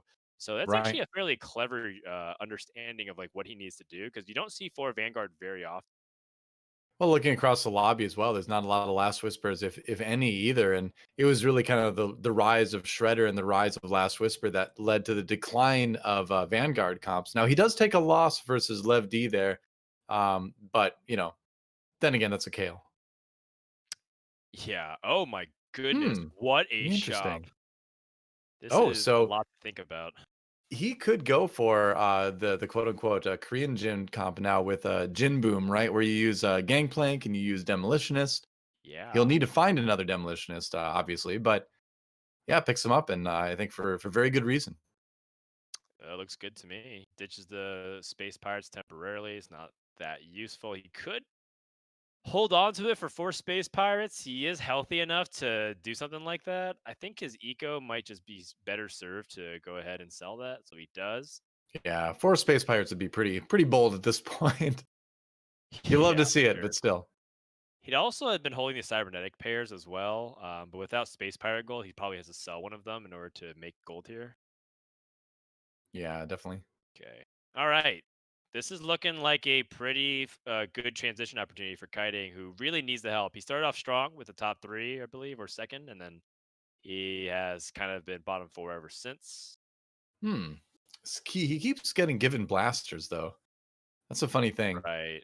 We'll see what And items he gets, but almost seems Jinx like the game could wants him to play that. Jinx could totally hold these Lucian items. Like Jinx with Oh, Death Blade definitely. is super good. Yeah. He has not picked up the Ash as well. So still kind of debating on what direction he wants to go. If he wants to stick with the blasters and maybe make that sort of transition, or if he wants to shore up the snipers, in which case you'd want to grab the Ash. Right. Oh, Okay. interesting. Interesting stuff indeed. He's got some stuff for misfortune. I mean, that's the Um, thing. Yeah, he bought more waves, so he kind of yeah. if you buy that, you kind of intend to stick with the blaster thing for a while. And I've always said, as far as like TFT goes, if you're winning, don't change it. Even if it's not like the comp you want it to be, if you're getting results with it, then why mess with it? Be ready uh, to change when you need to, but don't change unless you have to. fair enough. Yeah, sometimes messing with success is not the call, but he's got Seraphs here ready to go. He could also just play Rageblade Wow. onto Misfortune. Oh, the alt. Yeah, Cho'Gath that alt. Joe ult was sick. Yeah. That's a bummer for sure. Yeah, looks like Khroen is going for that Jin comp that we were kind of talking about at the beginning of the game with just putting Bloodthirster, and he just has a really good, well-balanced series of carries. Yeah. And Kiting kind of stuck between where he wants to go with this comp. He needs a little bit more direction. I'd argue that he has to either level or roll, and he doesn't have enough eco to level right now, so he might want to consider rolling a bit. That's looks like his plan. He does have that 25% chance to hit 4 cost because he is level 8. So getting like a Jinx 2 is certainly a Okay. possibility. Oh, Wukong too. That's pretty nice. All right, so you can put those items onto Jinx 2, which he finds. Nice. It's huge. Play Trap Claw and go on Misfortune. I think I'm okay with just putting Rage Blade on Jinx. I don't know if Swordbreaker goes on Jinx though. Hmm. Okay. I was Only thinking about because swapping in the Kale too. Yeah, Yeah. only because Swordbreaker, I guess because he already put all three items onto the Misfortune. So he's just gonna put Jinx as a secondary carry, Right. even though she's the one at 2-star. And Deathblade sometimes is good enough. Look at that insane damage. Oh yeah, you're still going to be doing good damage. I like the adaptation when he saw that the match was that round was kind of even. He put the sword breaker on Jinx to get the little edge to make sure he won it. Right. Yeah, Nature's down to 5 HP after that one, which is pretty rough. Redemption. Redemption's such a good item. I always like it when I get a chance to put a redemption on my team somewhere. Yeah, I think Redemption has like completely reversed from my tier list. Like I kind of put it at the bottom third of items at the beginning of the set, and then like with each successive patch, I kept putting it a little bit higher in my own internal one until I finally just like said like, oh, Redemption's like one of the best items I can slam early. Yeah, I think a lot of people have that trajectory on their item tier list too for redemption. Right. And it's something you Oh kind of have to see in action before you believe it. Oh, really yeah, good MF ult. that There's the Redemption redemption is heal. huge. But the Shaco coming in hot, and now Agon Shaco looks a little bit unstoppable with the Dark Star buff. Yeah, you don't Huh. see very many people playing Dark Stars right now in the set. So cool to see. And you got to say, those items, or at least a Bloodthirster, certainly makes you want to play Shaco. But he's got pretty much perfect Shaco items. And I believe it was Bloodthirster IEGA. Right. So Kiting has 3 carries right now, and I argue that right now he doesn't need more items to give him damage. I think he needs more tankiness like ZZ Rot Portal here. Warmogs also makes sense. Zeke's is I also, like I the guess it's Zeeks. okay. Yeah, you can just drop that Zeeks on the Jinx and then kind of superpower your carries a little bit with that 30% attack speed buff. Oh, interesting. You wouldn't put it on Kale? I mean, I would give the benefit to Kale by putting it next to her, but Okay, or at least if you put it on Kale, then you'd have to put Kale in the middle. But anyway, you put it just to make sure that the 3 carries get the benefit from it. that's fair. That's fair. Yeah. Yeah, Dark Stars we haven't seen a lot of, and it's one of those things where Dark Stars at their peak is still one of the strongest comps in the game. It's just it doesn't feel reliable. Oh my gosh, 2 Shakers in the shop. But he doesn't go for it. Instead, he really just wants to find he actually really wants to find Thresh right now. There was a player that did play Dark Stars last week, and it didn't work out super great. But So it'd only be, I believe, the second time we've seen it in Giant Slayer series season 2. But when it works, it works. It worked. I mean, it's. I believe Mort was saying that for not this patch, but the patch previously, or maybe the one before that. But either way, he was basically saying like when no one was expecting Dark Stars to be a top comp because there was a patch where it was. Mhm. It still had the highest win rate on stage 6 because if you successfully get there, you end up crushing the rest of the lobby. So he's just 1 Xerath away from, or 2 Xeraths away from greatness. Double redemption Xerath though is not what he wants to see. I also like this little trick that Agon did, which is placing the Trap Claw mid battle to time when he wants to get those defensive stats and effect onto Jhin. That's Right. all. That was a really nice touch there by Agon. Yeah, all those items like the Zephyr, Cloak, Trap Claw, you can kind of move those around. Here comes a Void Comp, though. That is a strong Kha'Zix. Oh no, and the Yeah. Vel'Koz gets pulled. There's also 3 Zephyr, Zephyrs in rather. Sunny's composition, which is unusual, but the Kha'Zix getting targeted by the Jhin, that's a really big issue. We talked about the terror of the triple Zephyr game, but can he overcome that Vel'Koz in the back? But if the Vi goes down, yeah, he should be able to take this. Wow, this is really smart. Shaco's another champion that utilizes Bloodthirster exceptionally well. And that's Mhm. something that we weren't even calling out in the beginning. I was thinking about like, oh, Bloodthirster obviously in like a mech thing, but Shaco isn't the star there. In a Dark Star composition with these items, Shaco totally is one of the carries of the composition. Oh yeah. And so I think that Agon may have like kind of what you were talking about, Doa, which is like not really like just going along with what everyone else says you should be doing. He's found a way to bring Dark Stars back to life for this lobby, and I really hope he's able to break into top 2 here. Seems likely that he's going to take top 4 at least, Oh unless he gosh, takes a loss to a Sunny Lu or something like that. Let's see how it works out. Kiting gets an RFC for his KO, so he has Zeke's, There are so Rage many Blade, Zephyrs in this and lobby. RFC. Wow. Rageblade and RFC is pretty good for an attack speed based comp. So another Zephyr now. So Yeah. 2 Zephyrs, which is pretty nice for Agon. Needs to find Xerath too. That's like the big key here. He's foregoing all the Shakos. He's passed like 4 or 5 of them. He doesn't have Celestial buff either, which is like the hardest part. Jeez. Oh, there's one There's a Xerath. Xerath, but only one. Is he gonna go ahead and replace Ash? Or sorry, replace a Darkstar for Ash so he can get Celestials in? He doesn't even have Cassidon. That's a good question. Um, I suppose maybe you could argue taking the Echo out, Yeah, but he's just you're trying to using give that. Shaco the Yeah, Infiltrator exactly. buff, which I think is Yeah. pretty clever. Oh, the Shaco keeps getting knocked up. Oh no, Agon. I mean, even Ah. despite the items, relying on Shaco as your carry can be a little bit rough sometimes. He's got an arena that lets him run away as far as possible, which is important. Oh, that Waiting. Lulu 2 is too strong. Agon goes from potentially cracking the top 4 to 5th, and that's what it is. One Wow. bad loss can set you back. That's what happens in Well, stage 6.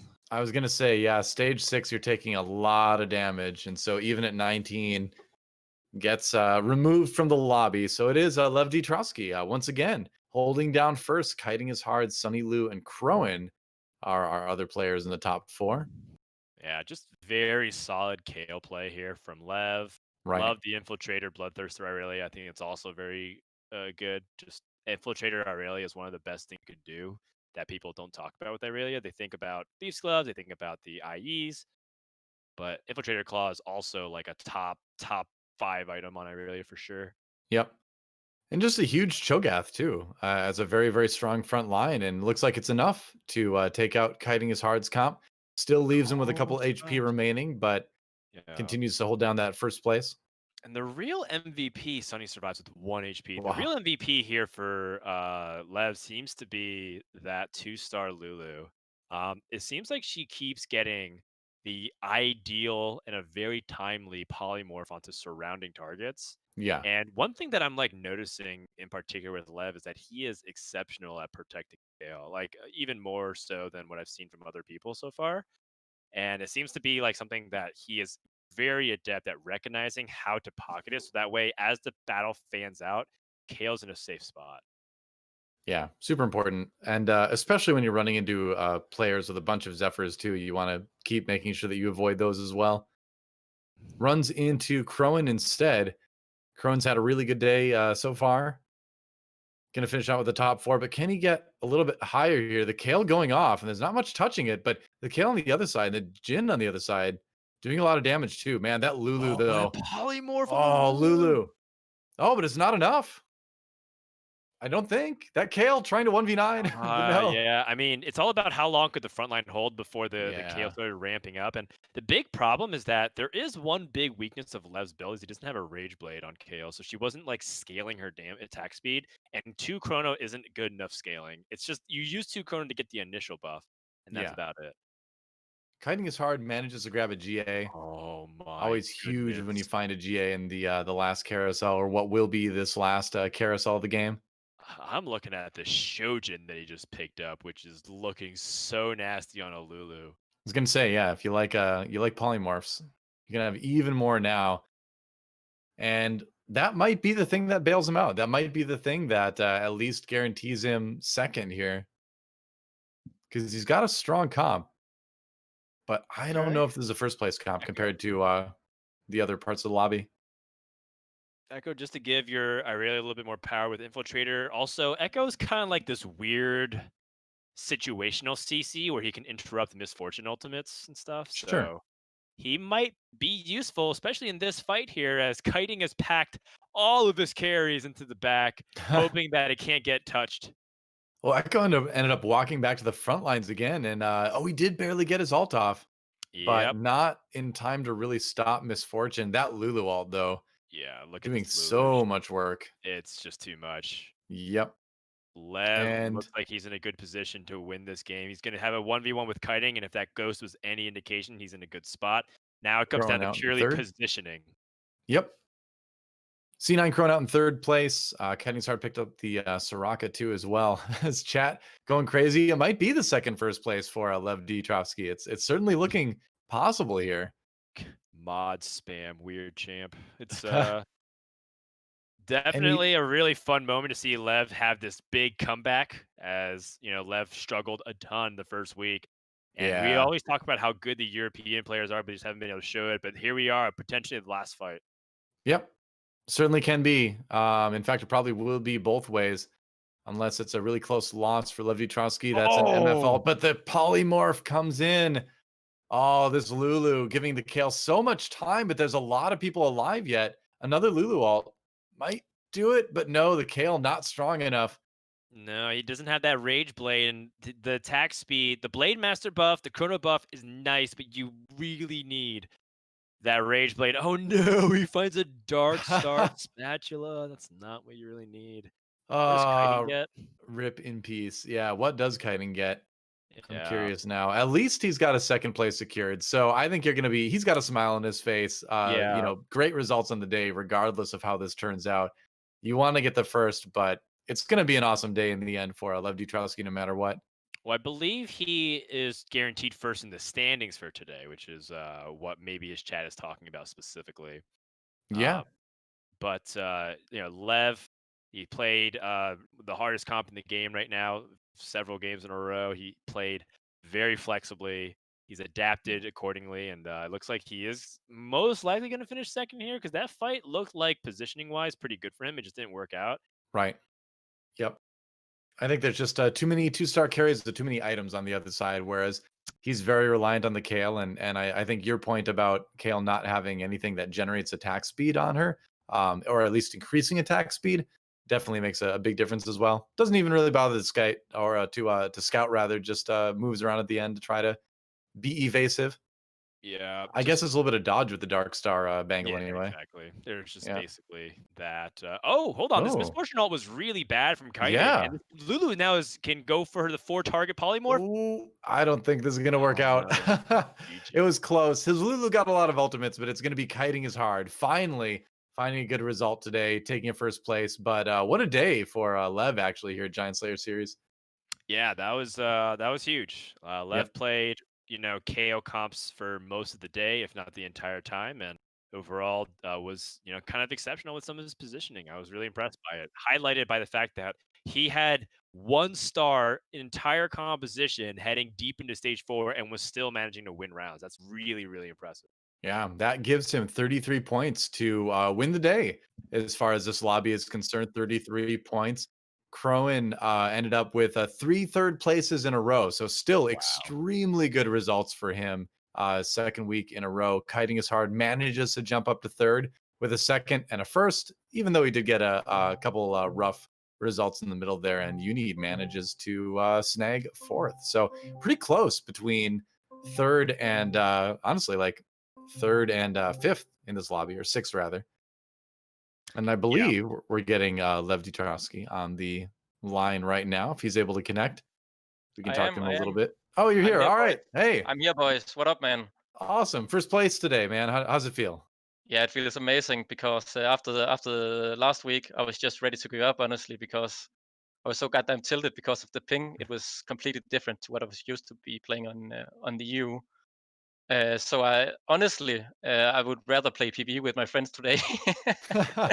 But I'm really excited that I showed up today, and yeah, it was just Yeah, a great time, honestly. Yeah. definitely a new lease on life in the tournament. So you mentioned the ping being an issue. Was it just that today you were more prepared for it and you adjusted it? Like, what's the biggest sort of like issue with playing with higher Uh, latency than usual? the problem with high latency is, first of all, when you're not used to it, it takes, I would say, a few games to get used to it. Hmm. But the problem I really faced in week one was when I was rolling down fast and picking up champions and moving my champions last seconds. It's a really big problem, in my opinion, because you really can't do that on this latency. You have to, move your units 1 second earlier almost, Right. stuff like that. It's just, I don't know. It's just tilting It's an extra somehow. layer of difficulty for sure. Yeah, for sure, for sure, Yeah. for sure. Yeah, it's annoying. It's like annoying, and then it just becomes like enraging after a while. Because the problem it becomes, especially when you're trying to dodge like Zephyrs or Shrouds, and it's like you know that your opponent has like a 1 second advantage because you have to place it earlier, therefore they can react quicker. So it's Mm. tough. It's Exactly, tough. exactly. At some point, I just gave up moving my units because I knew I would fuck up. Well, you still As did really well. That one game where like you were like, so actually, real quick before we go into that, talk to us about like your general strategy. Were you kind of planning on playing the compositions you did today, or did you just kind of play what the game gave you? Nah, not at all. Actually, it's my first time playing Void ever. I know it sounds weird, but wow. yeah, I just hit like 7 K6s before Crux, and I just went with it, and my chat coached me. So I'd like to say thanks to Wow. Monfils, rank one on the EU server. In my Nice. opinion, the Okay. best player by far in EU and NA as well, who coached me a bit. And so definitely wasn't planning on playing Void, that's for sure. And the Darius, the Space Jam game, I don't really like to reroll. That's why I really dislike this patch. But I just got a Darius 2 with a Spark and GA, so I just went with it as well. I really do Yeah. enjoy playing Kale a lot, Cybernetics as well, and Jinx. That's mainly what I play. But the first few games today, I just got insane starts for some reroll comps that I rarely play. So I just, said fuck it. I'm already too far behind, so I might as well just play this shit. Might as Right. well do it. Well, it And worked suddenly out. Cho 3. Yeah. Yeah, So yeah, it definitely we had a worked. bit of we had a bit of a conversation on the broadcast about the Galactic armory. This was the first time Yeah. we saw it in Giant Slayer series. What's your take on that, Galaxy? Sometimes I actually really do like it because it's hard going into a game forcing a certain comp when Hmm. you play the guy, what's his call, what's his name, Crvor or something like that, the EU player who always plays Crvor. mech. Oh, Yeah, right, crew, Crvor. right, right. Yeah, he just forced mech, honestly kind of like a dumbass, and he went eighth, right? So you really can't do that, I feel. But sometimes I really really dislike it because when you get a red buff, I've I've played a few games when I got a red buff, Hmm. and it's just a Lucian lottery because whoever gets Lucian 3 Cyber Vanguard start just win streaks, and those who don't find a blaster, you know, Yeah. yeah, it's just a fast eighth. So I mean, I like it. I honestly like it sometimes. It's not my least favorite galaxy. Um, that's reroll galaxy for sure. I mean, they should just remove reroll galaxy in my opinion. It's so toxic to play because All right. you're literally forced to play reroll in this set right now on a reroll map. You're literally forced to play if you play at a high level, and Interesting. I really dislike that. But yeah, I don't know. It's kind of fun sometimes. I mean, yeah, All right. Well, yeah. looking ahead, last question for you. Obviously, we have the mid-set patch coming this week. What are you looking forward to most as far as like playing that set? I really do like the mid set. I've played a lot of PvE the last week. I haven't really played this patch because, as I said, I Yeah. don't really like it that much. Yeah, What stands out but to you on PvE right now? what stands out to me is that the reroll comps are pretty inferior to fast 8 comps, which Hmm. is good for the Interesting. game in my opinion. And I really do like playing snipers and cybernetics. And I think Riot has to tone Jinx a bit down because she's really easy to play and she can use a lot of different items and she's really good. Hmm. So Okay. definitely have to turn Jinx down because that, I don't think they have buff Jinx. They haven't, but the addition of Na to Brawler Blaster makes it stronger. You can Right. spike earlier. Maybe your spike isn't that hard late game because MF is now removed, so you have to go for some demo Ace or GP kind of build often. I feel like at a high level at least All to pull right. it off. But I really like it. I really dislike the fact that they have removed Kassadin because he's probably my favorite champion. So Hmm. it's very hard to play Celestial unless you play like Ashe, Lulu, for example, in sniper comps and stuff like that. I really like that synergy.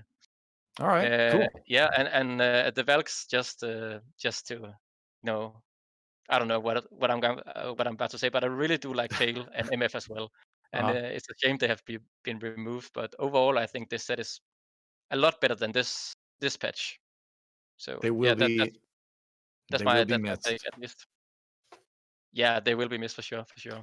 Well, a whole podcast of information about the Yeah, PvE from right. Lev D Trotskij. Thanks for all your opinions on that. That's really interesting to hear. By the way, are we pronouncing your name correctly?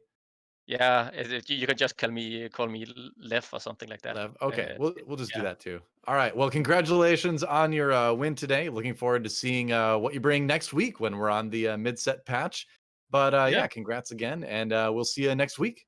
yeah. Thanks for giving me the opportunity to join this interview. I really appreciate it. Yeah, Awesome. Well, thanks Congrats, for man. playing awesome TFT. no problem, man. See you next week. Yep. See ya. Fortunately, yeah. Yes.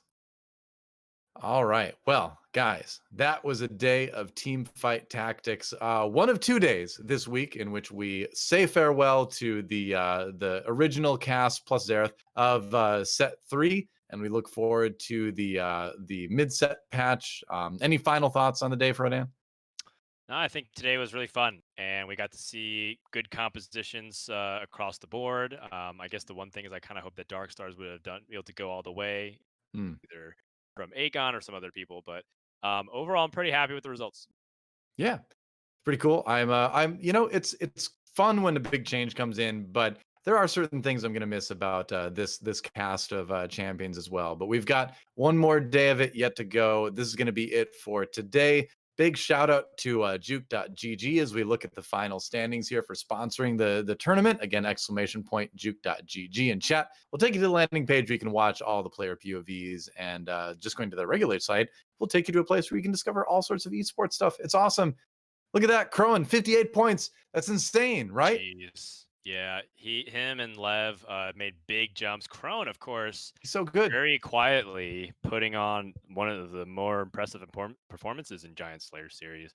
And so, he really knows his stuff. He also casts Fight Night. I mean, this guy Yep. is doing it all in TFT. So if Kian wants to keep up, he's going to have to repeat that performance. But Kian also had the best performance we've seen in quite some time with 36 points. For reference, Nature's Ready has played twice, and he's just a point behind. Yeah, well, let's look at tomorrow's schedule to see what we have to look forward to. Gunmei, Disek, Higa, Dark Hider, Sphinx, Ine, Kiyun, and Tien. will be our lobby for tomorrow. Another stacked lobby because, frankly, every lobby is a stacked lobby in Giant Slayer series. What stands out with that group, though, to you? Kyun, I suppose, right? Yeah, trying to see how Kian's gonna do. I know Gunmay's been kind of like rededicating himself again after last week's performance. And also, I think Dark Hydra has gotten a lot of hype lately. He's always been consistently one of the top players in Europe. But, Mhm. you've been having players be more vocal that they think he is just insanely good. So I want to see if he can live up to that. Hey, as an OG StarCraft 2 guy myself, I'm always happy when the StarCraft 2 pros come out and perform in TFT. So a lot to look forward to with that. As tomorrow will be again the final day of the original cast of champions of set 3, the last round before the mid set patch comes in. So you don't want to miss it. It's going to be a lot of fun. Thanks for watching Giant Slayer series, guys, from DoA and Frodan here. It's been a ton of fun, and we'll see you guys tomorrow.